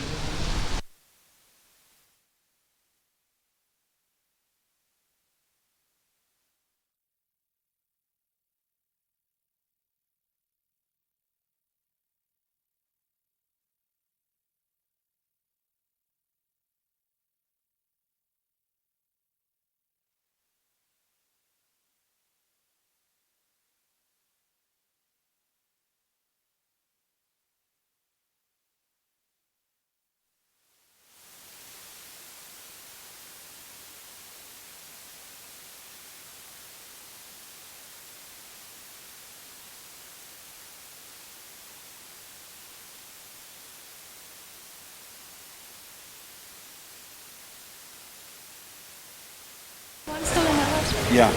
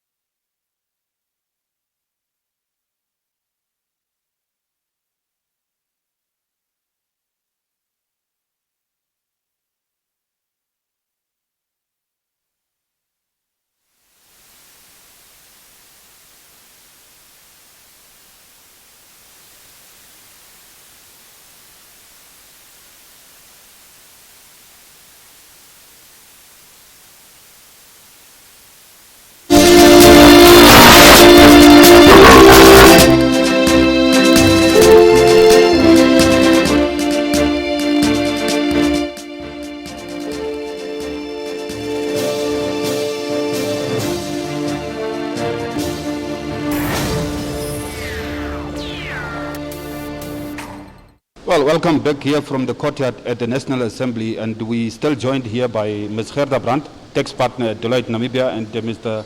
Lamek Odada, accounts and economics lecturer at the NAST, University of Science and Technology. Well, the minister has delivered. Ms. Brandt, what stood out for you? Any surprises? Well, there was one surprise that it was saying that the revenue collection for the period is 3% higher, if I remember correctly, than historically. And under the circumstances, that was quite surprising, unless I didn't hear right. So yes, but other than that, I think it was there was enough around the stimulus packages, feedback that I wanted before the budget speech, and the tax program, that was announced as well. So that's maybe also a bit of a surprise. I can understand it; it makes sense. And I think that might be fit also into that taxpayer education that we were talking about earlier. Maybe that can be used together with the education to entice people to start using the system. The 3.8 billion, that was, before we get to your impressions, Mr. Odada, the 3.8 billion for VAT repayments, that was quite also, and it was concluded by July, according to the minister. What do you have to say to that? Look, I'm not surprised, because the problem is there's a huge backlog in VAT refunds. I always say, why did we get to this point? Why do we have to be under pressure to pay out VAT refunds? Why is this system now only being put in place to have a more efficient verification process? I'm very involved with that process from a client perspective, and I can tell you it is cumbersome beyond belief. So I'm not surprised that it's that number. I'm actually thinking it should have been higher. But yes, I think we can streamline that completely and do not have any backlog in the end of the day. But the minister has now committed himself to improve on the turnaround time for VAT repayments. But again, he said undisputed refunds. So we must be careful how we read or what we read into that. An undisputed refund and a refund our taxpayers see it are two different things from the Ministry of Finance perspective. So yeah, we'll have to see. Mr. Odada, your impressions of the minister's midterm review budget speech? Yeah, I'm impressed the minister is under pressure, is new into the position. Times are tough, COVID is here, but I can see that he has now taken cognizance that COVID will still be here. We are supporting health, we are supporting many programs that can get us out of the situation. I also see the renewed call for partnerships, which is very impressive. The only thing that did not come out very clearly is that we have we speak about so many things, but the how is not yet clear. We're still waiting for the Arambe Prosperity 2, which has got economic recovery as a measure. We want to know into details how. The other thing that I would have wanted to hear clearly out here is the monitoring and evaluation of all these processes. In the end, if there is no efficiency, we will go back to where we started from. So there should be some inclusion of monitoring and evaluation of all these processes and who is responsible for what. Avoid duplication. Ms. Brandt, you wanted to add to that? No, I totally agree with that. And like we said earlier, all the data that's been collected by different organizations, and how can that be used to keep monitoring if this is working? Because if you don't monitor if something is working, you might use that same process later on, and it's not working. So I fully agree. The minister was quite clear on the need for economic recovery, as was expected in any case. He mentioned economic revival plan under Arambe Prosperity Plan 2. And how do you see that going, Mr. Brandt? Yeah, look, I think the important thing about all these programs that we have in Namibia is we need to start executing them, and we need to start executing them well and keep track of them. Because that program or that plan has been in place or has been around for some time now. We need to start executing, and we need to be clear on what we want to execute, the priorities in that plan. I mean, it's a massive plan, and it touches everything. So we need to try and prioritize and say which of those programs we're going to touch on first, which are the priorities, and then execute on them. Yeah, the minister also said when he spoke about the economic recovery in his conclusion, saying that the modus operandi would be also involvement of partnership and partnership with the private sector. In your view, Mr. Odada, how would you see the private sector getting involved?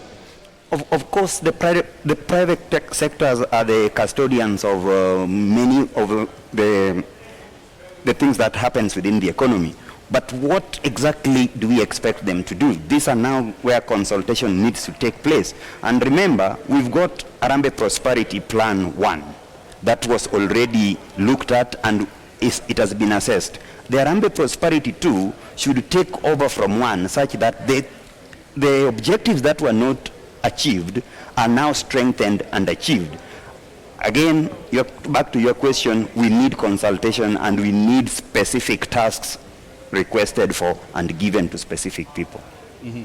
And under the reallocation of funds, we are seeing 841 million being released to various from the development budget, operational budget, as well as the development budget. The key issue is the reallocation of 240 million to the development budget. How significant is that? Like we said, the minister is under pressure. That is the much he can do for now. It is not very significant, but we are now dealing with what we can afford. And that's what I read from the situation. Of course, you've seen the ministries that have got some reallocations, others did not get. Not everybody was going to be happy, like we said from the beginning, and that's exactly what has happened. So right now, we survive with what we have. Again, like we said, let's work together, let's move on together so that we do not leave this as only a function that the government should deal with. We should all be in it. As expected, we are seeing Ministry of Education and Ministry of Health getting the bulk of the 841 million.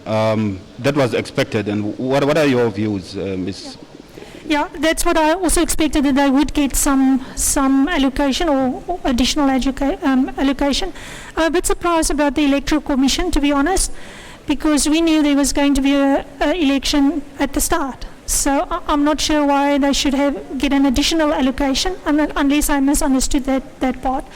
But yes, and also, on the development side, there could have been nothing allocated to development. So, I'm always the optimist.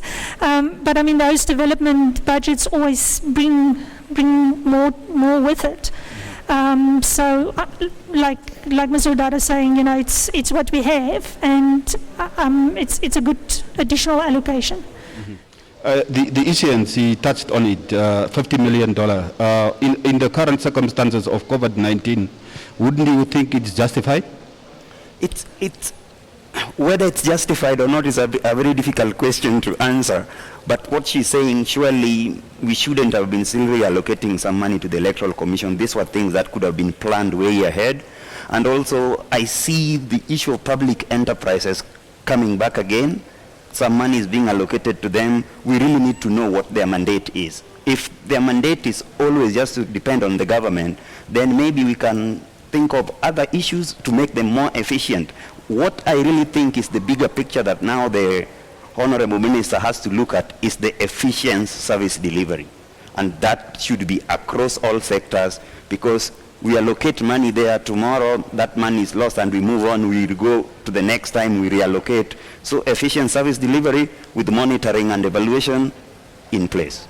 Public procurement is another issue, Ms. Brandt, and the Minister has stated clearly that decongestion within the public procurement space is going to take place. What do you make of that? Well, I think it's a good suggestion that we look at that. I know there's been a lot of issues around it, and obviously the more smoother we can make it, the better. From an efficiency perspective, from getting the right services out there at the right price. So yes, I think it's a good thing. Yes. As we are coming to the end of our discussion, we are a bit pressed for time, given our other broadcasting priorities. I would like you to conclude, Ms. Brandt, with your parting remarks, so to speak, your overall impression of the midterm review by the Minister of Finance. Thank you. So I think it's not full of surprises, firstly. Secondly, you know, we wanted to see some plans around reviving the economy, although there's some plans or some indication of plans. It's not too clear in the budget what exactly those plans are. So we obviously need to work on those and make sure we all have a concrete guideline towards which we can work from a government as well as a public, private sector perspective.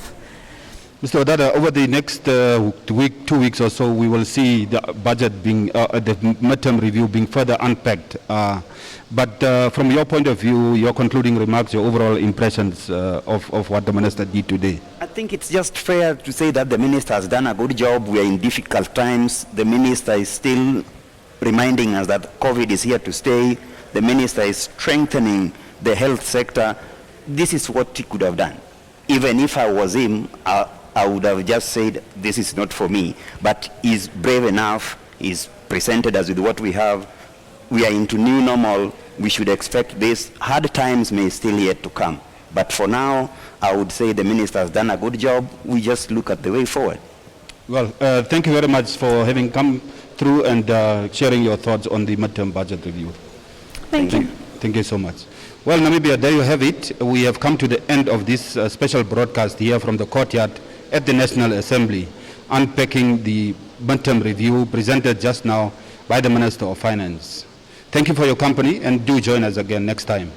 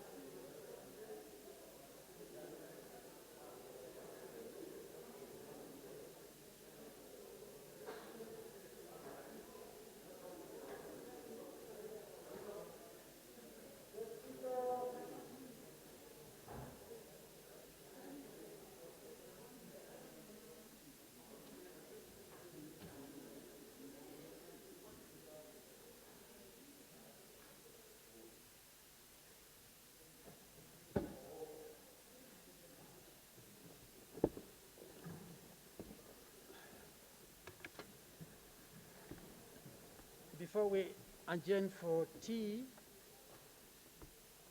the Honorable Benani asked for the floor. May I request that you continue with your intervention? It's quite very brief. But I think, Honorable Speaker, we as parliamentarians should give greater attention and focus to these trade agreements because they have a direct impact on the performance of our own economies, and mostly the primary reason why my mask is this one. But everybody has a mask, so I cannot influence anybody. No, I have a problem with the mask because I can't see. It's windy, so the wind might come I can't your way. see. I don't know, maybe this one is dirty or something. But Honorable Speaker, this instrument is quite very important, but of course it is a continuation of the old arrangement of the EU SADC EPA arrangement. In fact, what the United Kingdom just did was that they have just gone out of the EPA arrangement, of the EU EPA arrangement, and just decided to have the very same instrument under a different name, EPA UK arrangement. Now, instruments of this nature are very important to countries such as ours, but it also is important that we must maintain economic resilience of our own economies to be able to really leverage trade between these countries. My biggest fear now, having listened to the Minister of Finance about both the global output and the region, our resilience in SACO would and is seen to be found to be wanting. And when you have poorer economic output, your trade leverage becomes lesser and lesser, and it is always to the advantage of the main trading partner, which is the UK in this sense. So I think SACO countries should do more to remain resilient for us to be able to leverage this very important instrument. The positive side, of course, of the EPAs generally is the fact that it eliminates tariffs and quotas on all goods imported from SACO states. But the whole structure of these arrangements is the fact that this characterization of third world countries is both, it plays both in the advantage of the major trading partner because they characterize you a certain country and they start behaving with you at the trade agreements in a very certain fashion where we do not really get maximum benefits from our goods. And the biggest problem and the biggest conundrum on the African continent is the fact that our commodities are leaving our shores unprocessed. And there can be no trade agreement that would ever benefit this continent for as long as we do not leverage on value addition on the continent. Now, whether this agreement is signed with SACO, with ECOWAS, with any REC or customs union in the region, for as long as we are not doing enough to add value to our resources, we would be half beneficiaries to these very important instruments. I use this example very often when I address matters of trade on the continent, and it's a fact that countries such as Cote d'Ivoire, Ghana, and many countries in ECOWAS or in the West region or West Africa have done something very important with their commodity, which is cocoa, knowing that the biggest producers of cocoa are Africans. But Africans or African states in the name of Cote d'Ivoire, Ghana, and many other countries around the region, but these countries' biggest produce only equals 5% of the international trade of the chocolate. So in terms of value addition, the real trade benefit that these countries gain from the whole trade is only 5%, while the repository of the products come from our own continent. And that tells you a story that what is it that we should do? How should we accelerate value addition to make sure that we leverage our volumes in the trade cycle, in the global trade cycle? Because what Ghana did, quite exemplary in Cote d'Ivoire, is that they negotiated with factories of Switzerland. Because every time that you get chocolate, it is branded somewhere in Switzerland. Children of Africa do not even know that the product that makes chocolate is an African product. The same with Kenya's tea, the Lipton tea that we buy from England, branded England. England best tea, but the tea comes from the hills of Kenya. So, for as long as we are not doing enough, and it is incumbent upon governments of Africa and scholars of Africa to really debate how can we add value to our commodities, because we are the only continent globally that is left behind in terms of value addition when it comes to our commodities. And given the natural richness of our own continent, of our own countries with repository of minerals, and yet our countries remain the poorest. If you take an example of a country called the Democratic Republic of Congo, the former Zaire, and the amount of vast mineral resources endowed by the giver of life, our God, to that country, and the dichotomy of livelihood in the Congo with the richness that it has, it begs a question to be asked to us that are leading the African leadership. How is it possible that a country so richly endowed can still have so much developmental backlog in terms of really pushing back the frontiers of poverty? So one thing is true that, yes, the current instrument, which is the agreement, the EPA agreement with the United Kingdom, maintains the equilibrium of the old EPA EU, the old SADC EPA agreement. There are also advantages that we are not leveraging. For example, the EPA agreement agreed that now that the new EPA is signed, African countries, and especially our country, Namibia, and many other countries in the region, benefits from a quotaless market access, which means that whatever the amount of meat that we produce, the European Union is eager and willing to buy. Whatever the amount of grape we produce, whatever excess we have, they are ready to buy. And it's a benefit that we must leverage. Now, for example, during the old EU arrangement, it was that MIDCO could not fill up the quota that was there. Now there is a quotaless excess market, which means that we need to have more cattle. We need to breed more cattle to make sure that we access that lucrative market. Now it also comes and addresses the question of the buffer zone between Namibia and Angola that should open the red line, because we have a large amount and herds of cattle north of the red line. And if you look at the two economic systems that this country runs, which means that cattle and ox in the north of this country only fetches 4,000, 5,000. A winner, a 6-month winner, south of the red line, fetches 5,000 at 6 months. An oxen of 3 years, north in Ohalushu or where else in the north, Gurenguru or wherever, or in Okangwati, would fetch, for 3 years, it would fetch the same price as a winner of 6 months down south of the red line. So there is a necessity, an in-house necessity for us to double-check and redouble our efforts to make sure that we expeditiously negotiate with the Angolan authority to have a buffer zone between Namibia and Angola to be able to open up the cattle north of the red line for our economy to triple, for our people to be able to have access to markets. Lastly, Honorable Speaker, is the conundrum, not the conundrum, but rather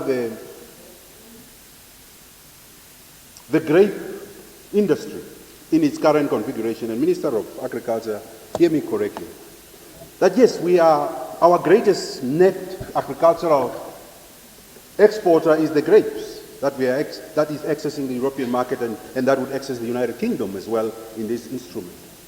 But if you look at the control, who controls that industry? It is not controlled by Namibians. Mainly the companies that are successful at making billions of dollars from the grape are South African companies. So we need beneficiation. We need to open up markets for our own Namibians to be able to access that market. And deliberate efforts must be made, because it's one thing to sign a trade agreement with a country. But if your populace do not understand the pros and cons and the benefits, the real benefits of that trade agreement, they also do nothing to prepare themselves.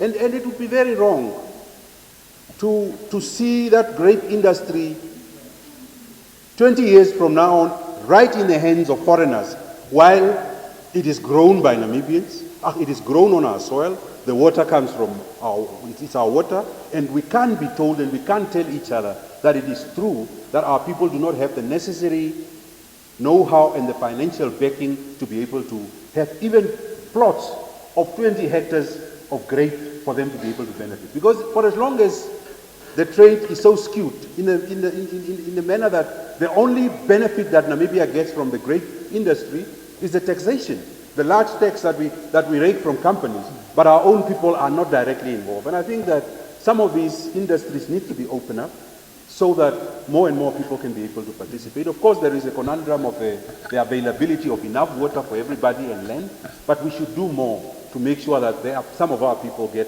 into this market. So I support this very instrument, and I crave upon the Ministry or the Minister, Deputy Prime Minister and Minister of International Relations to promote, to make sure that our ambassadors, our plenipotentiaries across the world, promotes what this country has and what it can benefit, how people can benefit from it. Yes. Yes. Yes, please. It's true. We need to ratify these instruments in order to create favorable conditions for exports, markets, and so on. I just wanted to ask Honorable Lenani a question. You remember we started with Ramatex here, Ramatex garment factory. Immediately upon its completion, we employed hundreds of people. Today there was a question here asking the Minister of Labor to visit the plant in Ruakana. We are trying to can the what is it? Asparagus. Yes. Already we are starting problems. So maybe, Honorable Nani, we are our own enemies. This government has tried projects like grapes company everywhere. Tried but failed. The green schemes. We are our own enemies. We are sabotaging with unnecessary. We become uncompetitive, unproductive, and we just complain. Don't you think we need to have a different culture in order to compete with others? Okay. Thank you. Okay, thank you. Honorable Kanani? Well, what you're saying partially makes sense and partially doesn't make sense. It's half-half. Yes, of course, the issue of competitiveness is key.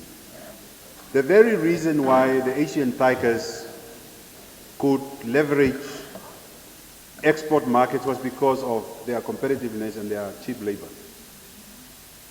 Well, we are having issues in terms of labor output in this country, but it does not mean, nor does it negate the fact that there must be greater participation, because it doesn't tell a good story that the biggest industry that we Namibians can benefit from, only probably one Namibian benefits from it and the rest of the industry is owned by foreigners. So what I'm trying to say is that yes, I visited the asparagus farm. It's good work happening there. It's a good farm. But of course you also are a custodian of laws of labor. And if those laws are not being taken into account, it is your duty to go and make sure that the laws are implemented. But Does it need Latin Americans? Is it Peruvians? Who controls it? Does it take Peruvians to come and invest in asparagus? Can't we take 20 Namibians? Listen, why not take 20? This is how Kavango failed, is that argument. That is how Kavango's irrigation projects fail, because of that argument of saying why not. Okay. No. We have failed at our own green schemes. We have failed at our own. I didn't want to go there, but you are really aching me now. Let me focus. I'm a focus leader. Let me focus. Focus is important. Mitri. Okay. Ceasefire. Okay. So I was concluding by saying, yes, we have this trade agreement coming into effect, hoping that 31st. Are you a partner in the asparagus farm? Okay. Okay. No, that's a cousinry. It's between cousins. You would not understand. It's too deep. You wouldn't understand. Leave that. You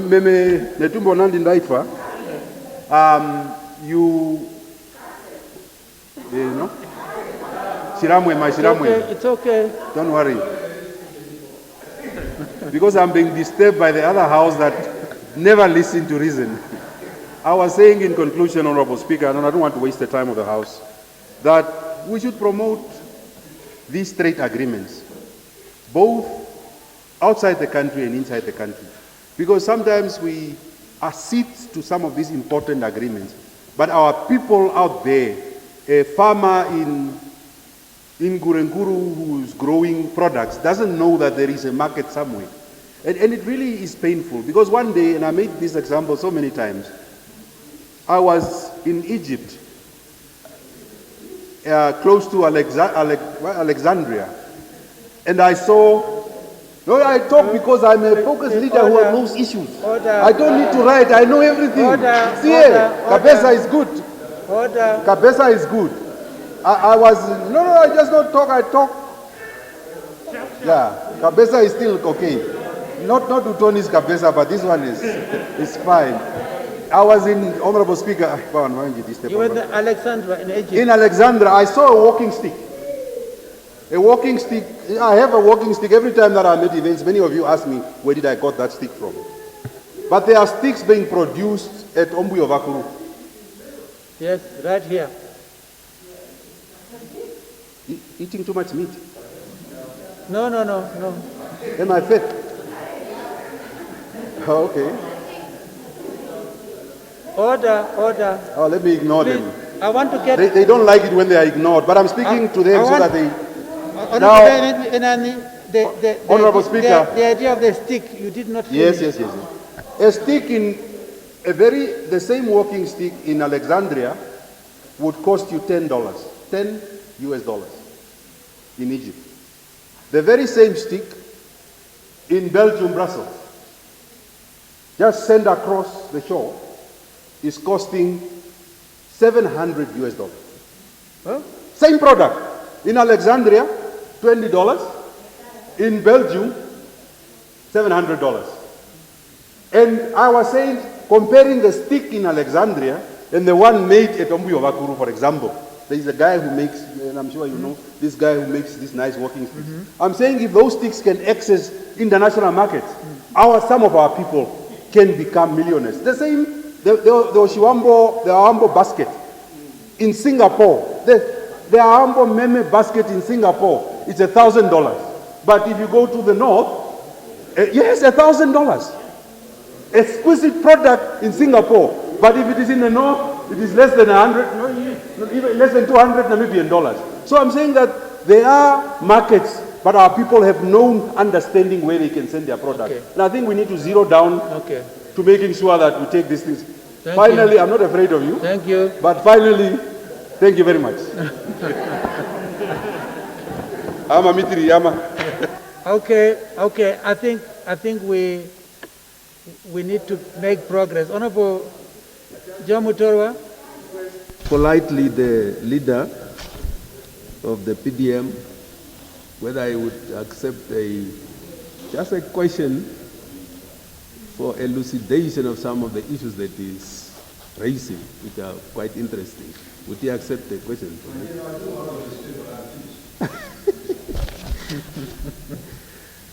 Honorable Fernandez, I just want to find out whether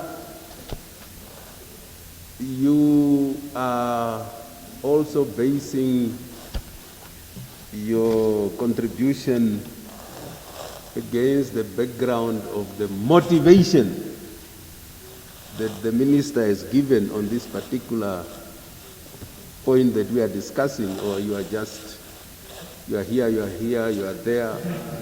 No, I just want to find out. I mean,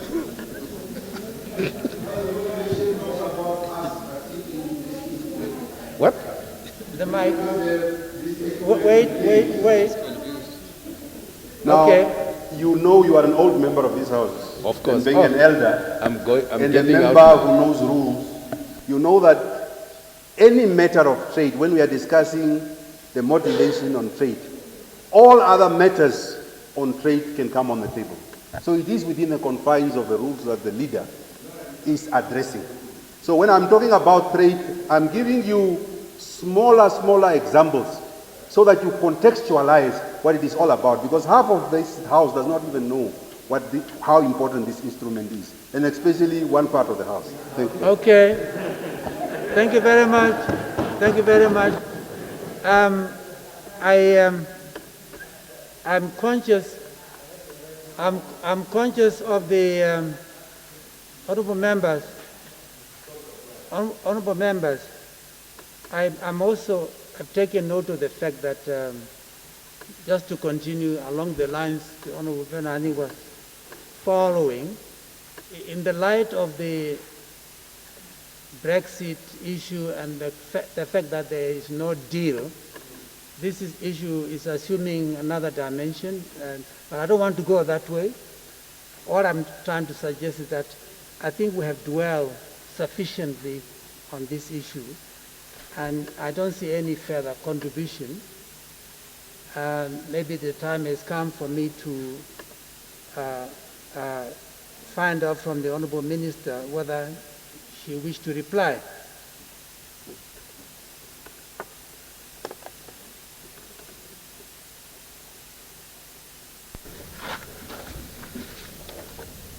Thank you very much, Honourable Speaker, Honourable Members.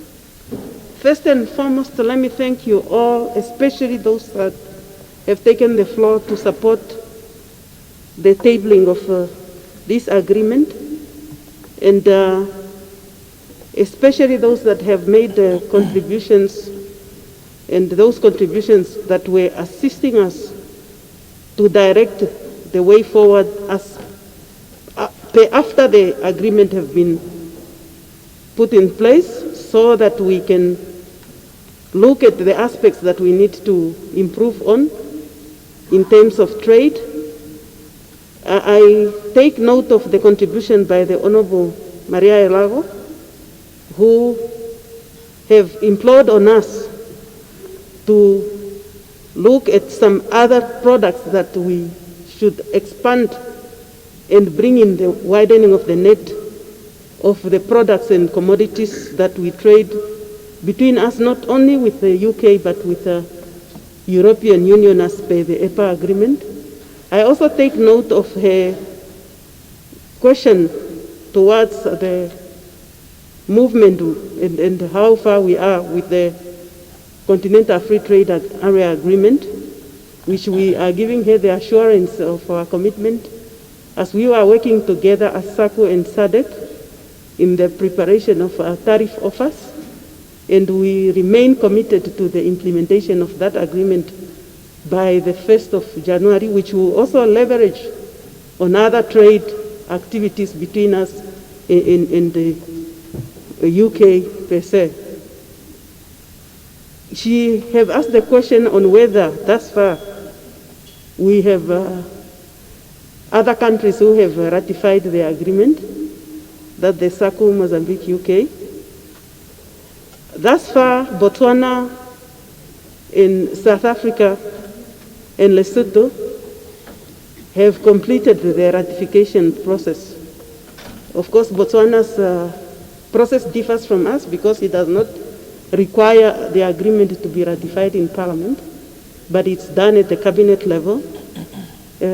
notable is that to date, none of these countries have deposited the instrument.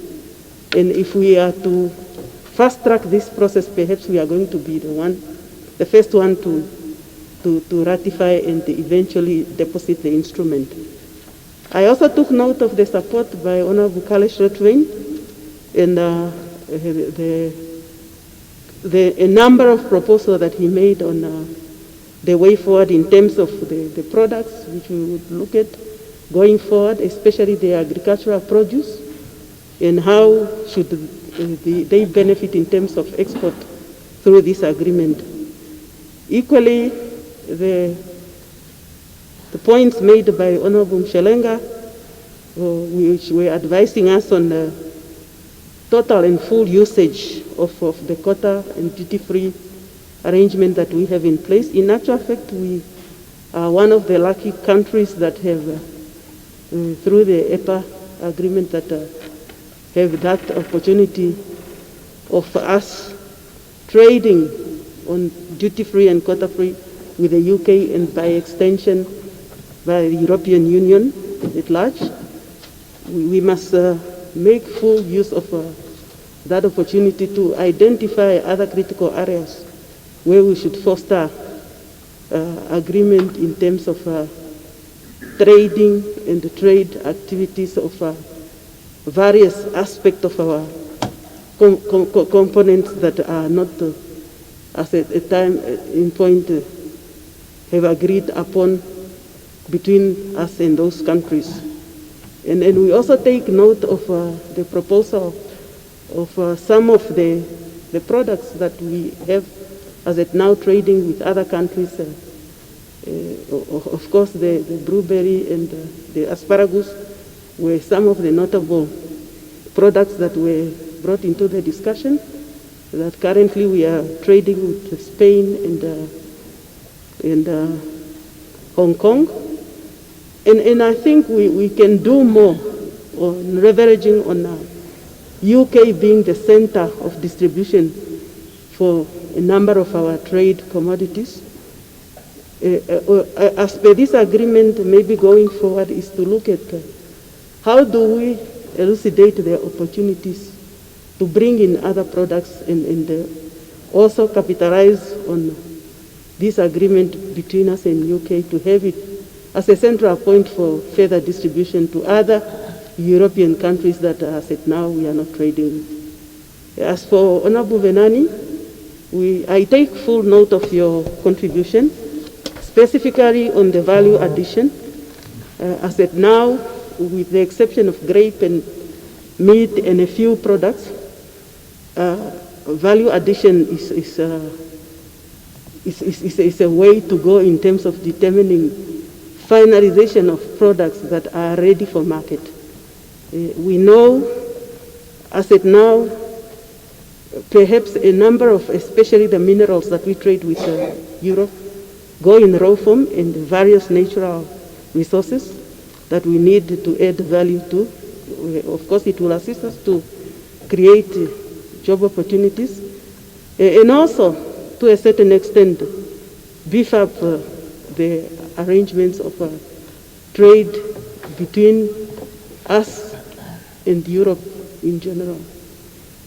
As for the comments on the buffer zone, I take note, but I believe these are issues that need to be taken up with the Ministry of Agriculture and Land Reform, which is responsible for the buffer zone and the arrangement of the red line that is currently in place, which I think we all know that there are efforts to look at how do we handle that challenge, but of course taking note of developments. I am sure by now you have taken note of a development of a foot and mouth disease in the Diona constituency, which are some of the challenges that are hindering the process of us moving the cordon fence and ensuring that we trade, especially with the cattle, between us and Angola, and then of course to widen the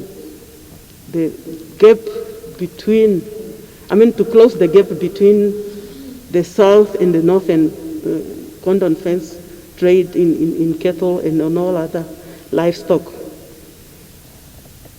We also take note of the comment on the green scheme, which I believe is misplaced, because the green scheme, as per now, there has not been participation by the external investors. These are local projects. Of course, they have challenges, which I believe all of us have a duty and a responsibility to identify those challenges and together work on a solution. Because it's one thing for us to keep complaining and pointing the mistakes, but it's another thing for us to contribute to the solution. With these many, many words, let me appreciate the overwhelming support to the agreement, and we're looking forward to the implementation, which I am sure all of us will participate after the agreement has been ratified. Thank you. Thank you. I put the question that the agreement be agreed to. Any objection? Agreed to. So decided. Thank you very much. We move on. The Secretary will read the third order of the day. Resumption of debate on the ratification of the ILO Convention 2011, number 189 on the decent work for domestic workers, and the ILO Convention 2019, number 190 on the elimination of violence and harassment in the world of work.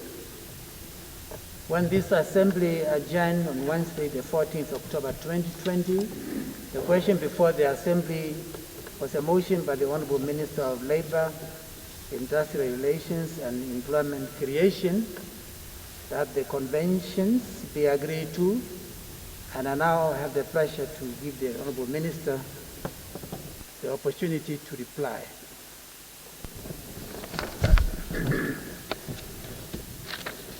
Thank you very much, Comrade Speaker, honorable members. I want to acknowledge with appreciation the strong support for the ratification of ILO Convention 189 and 190, voiced last week by honorable members,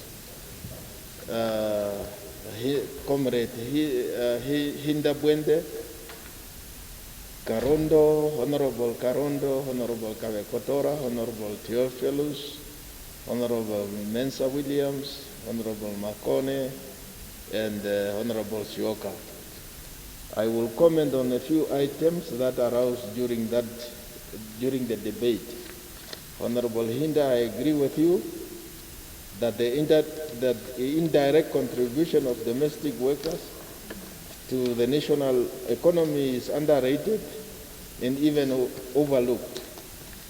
I also agree that much has to be done to inform domestic workers and other workers, particularly low-paid workers, about their rights. Among other things, domestic workers have a right to a written contract. I agree wholeheartedly. I also agree that much more is needed to ensure safe working conditions for domestic workers, including the elimination of violence and harassment. Your recommendation that my ministry must pay more attention to the enforcement of the provisions of the Labor Act and the wage order for domestic workers that require the submission of annual returns by employers is well taken. The returns are particularly important tools to monitor compliance with the statutory minimum wages requirements for domestic workers. With respect to nationals from neighboring countries working in Namibia, including domestic workers, their presence in the first instance is subject to Namibia immigration laws. If they are working illegally in Namibia, this should not be tolerated at all. I agree also that much more needs to be done to prevent trafficking of workers to Namibia from neighboring countries and from elsewhere in the world. Honorable Kavekotora, you asked why Namibia is ratifying an ILO convention in the year 2020 that was adopted in year 2011. To date, the Namibian government has followed a general policy that it will not submit an ILO convention to Parliament for ratification until our domestic law and practice have been brought into line with that particular convention. So we need to satisfy our domestic needs first. After the adoption of Convention 189, it was decided through tripartite consultation that the first step towards ratification was to introduce a minimum wage for Namibian domestic workers through the establishment of a wages commission. Other measures were introduced through regulations and new administrative practices. My ministry began the process that resulted in the tabling of the convention in Parliament when we were of the opinion that our law and practice has been brought into line with the convention. Honorable Kavekotora, I appreciate your comment about how raising the wages of domestic workers and other low-paid workers will contribute to growing the national economy, as they will spend a considerable portion of their income on purchasing basic necessities. It will also contribute to health and well-being generally of these workers and their family. I also bring to the attention of the honorable members that I will soon appoint a wages commission to investigate the setting up of a national minimum wage for all Namibian workers. I'm encouraged by the sentiments expressed during the current debate that has convinced me that our opposition political parties will also support such initiative. Honorable Theophilus, since approximately 70% of domestic workers are female, it is important that we have taken into account the issues that you have raised, such as abuse of power relations and gender. We agree that appropriate civil and criminal remedies must be enforced. Honorable Mensa Williams, you have also reminded us that violence and harassment of women at work and also men must be prevented and eliminated from workplaces, including Parliament and other institutions of the state. We must lead by example.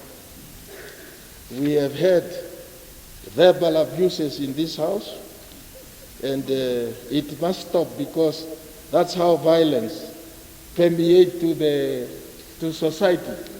And we are the ones in this House insulting, and I was also astonished the other day when a honorable member was asking the presiding officer to meet outside. They praised themselves that they are so-called Katutura speakers. I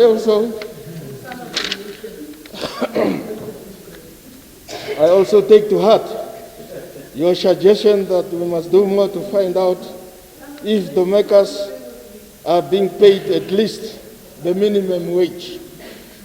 Honorable Makone, you are correct that the ratification alone of Convention 189 will not result in social justice. I agree wholeheartedly with you.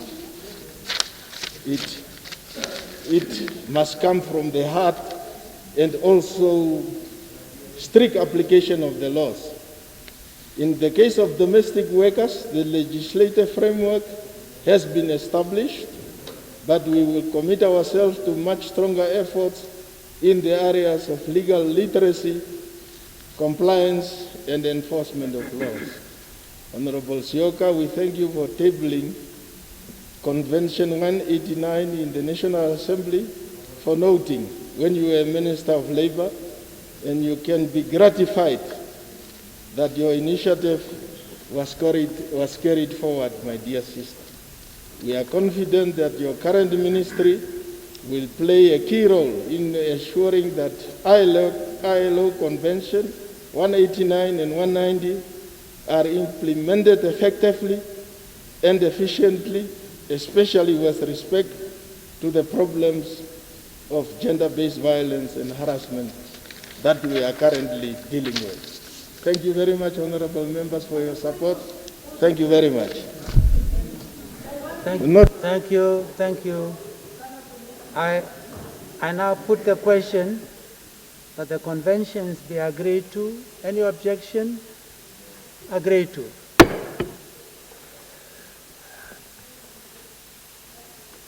The Secretary will read the fourth order of the day. A resumption of debate on the need for the creation of a sex offenders register. When the Assembly adjourned on Wednesday, the 14th of October 2020, the question before the Assembly was a motion by the Honorable Mwongo that the motion be adopted. The Honorable Muharuko adjourned the debate. The Honorable Dinda, you have the... Oh, yeah. Honorable, you have the floor.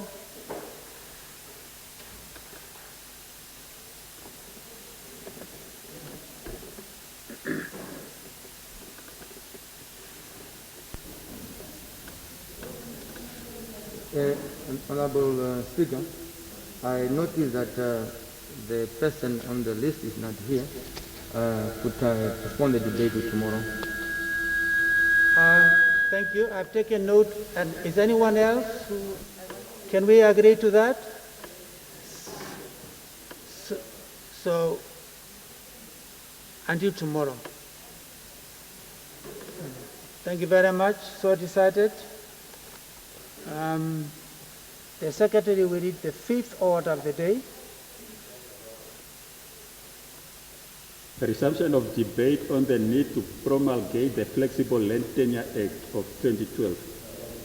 When the Assembly adjourned Wednesday, the 14th of October 2020, the question before the Assembly was a motion by the Honorable Venani that the motion be adopted. The Honorable Mwongo deferred the debate on behalf of the Honorable Martin, and I now have the pleasure to give the floor to the Honorable Martin. You have the floor.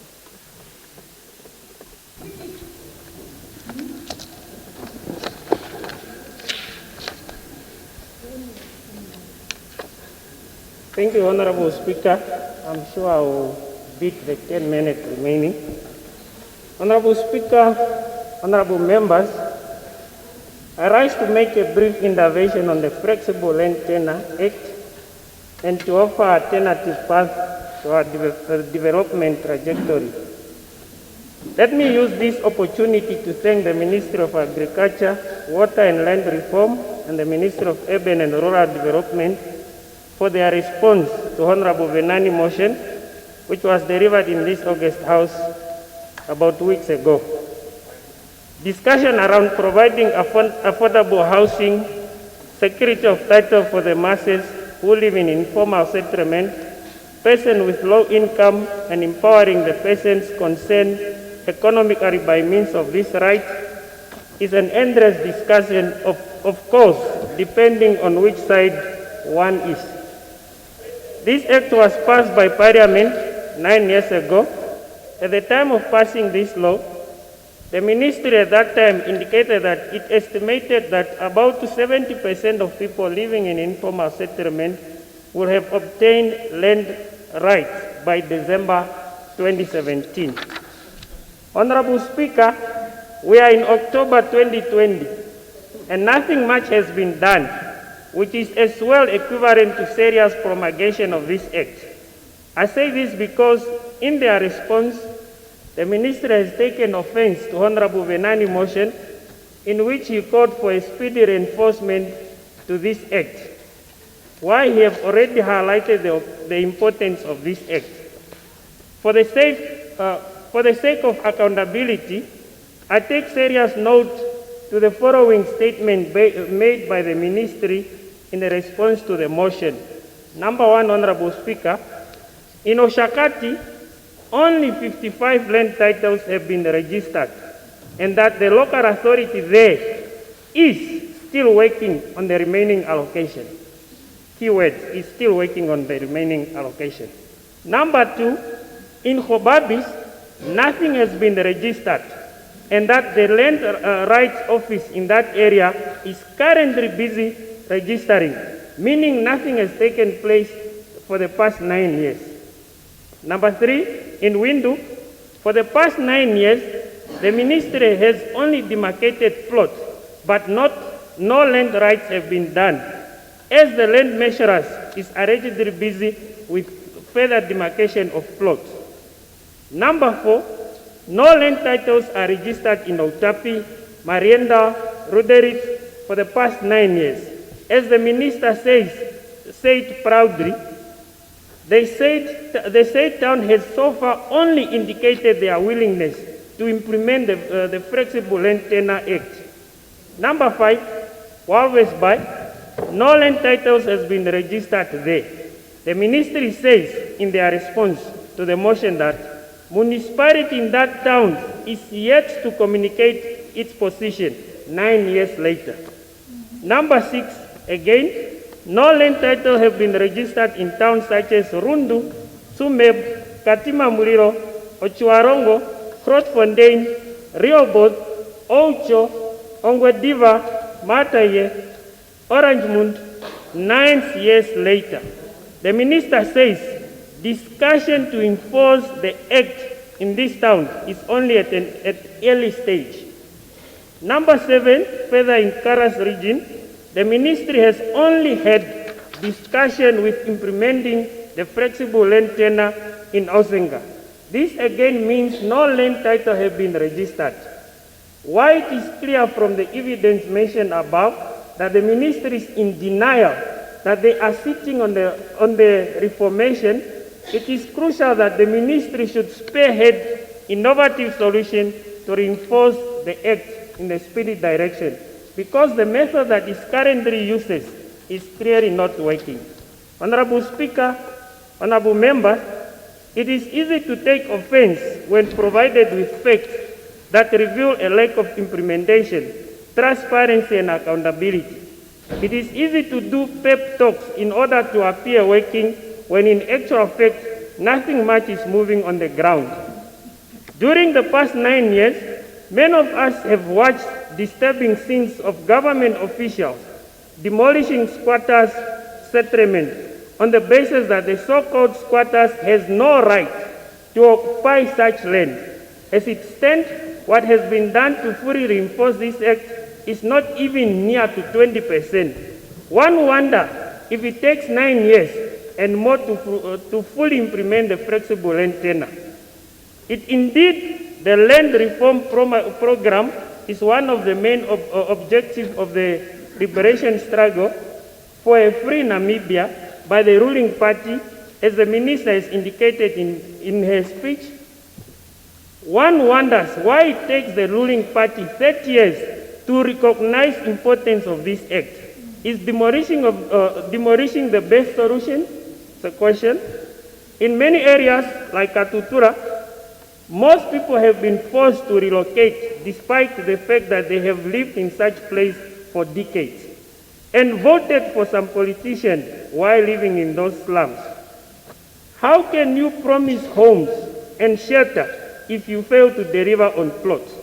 The urban poor need to be given ownership of free plots on which to erect decent structure. On these premises, the PDM believes that every informal settlement dweller over the age of 21 who falls into a lower category, receiving less than 4,500 per month, must qualify for a residential plot. Does Namibia and its people recognize that access to land is a fundamental right? Access to land is linked to human rights, such as the right to water, right to food, right to housing, right to work, indigenous rights to land, and cultural rights and identity. Honorable Speaker, honorable member, we should ask ourselves, why should it take 30 years for citizens of this country to be allocated residential plots in Windu, Walvis Bay, or Shakati? Honorable Minister, are you doing it for election gains perhaps, or as a tool to campaign? Why should it take Why should it take 9 years or more for citizens to be registered land rights?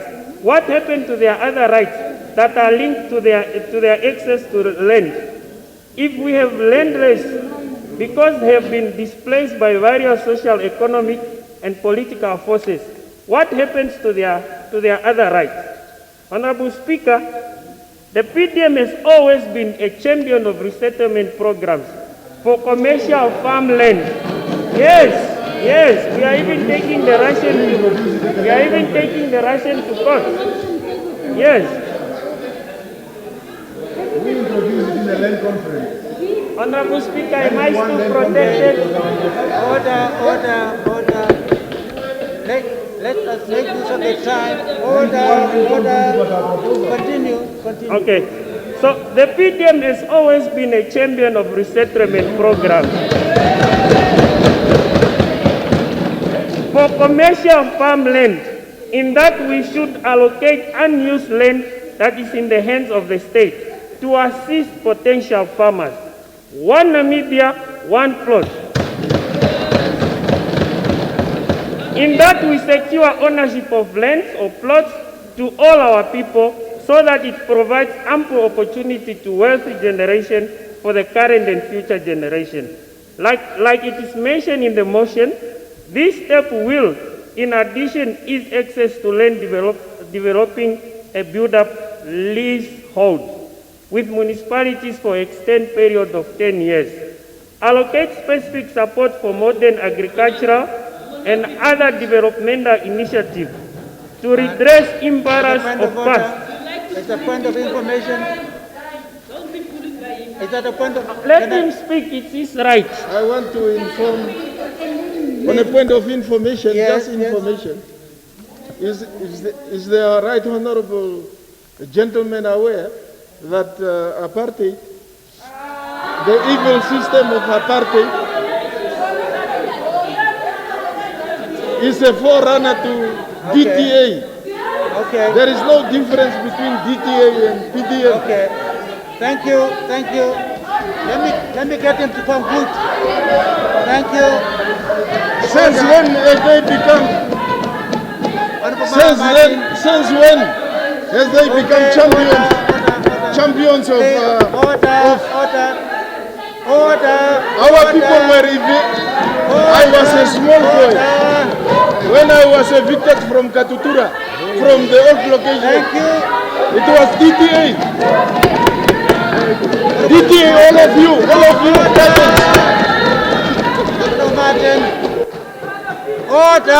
Order. Conclude, please. Conclude.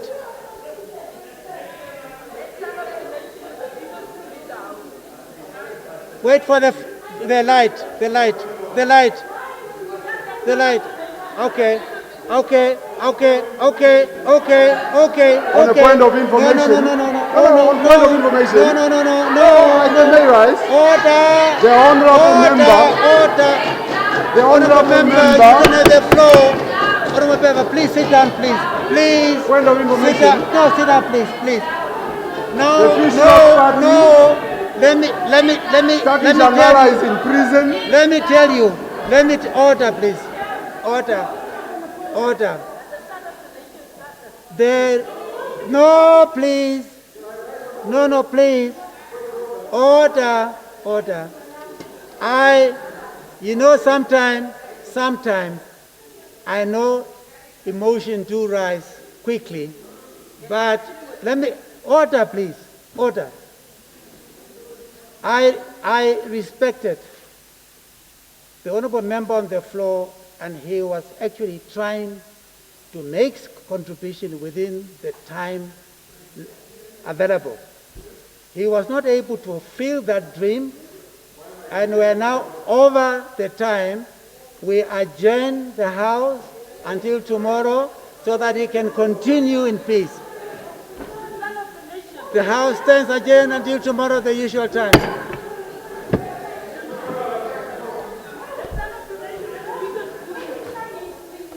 Order, please, order. Order.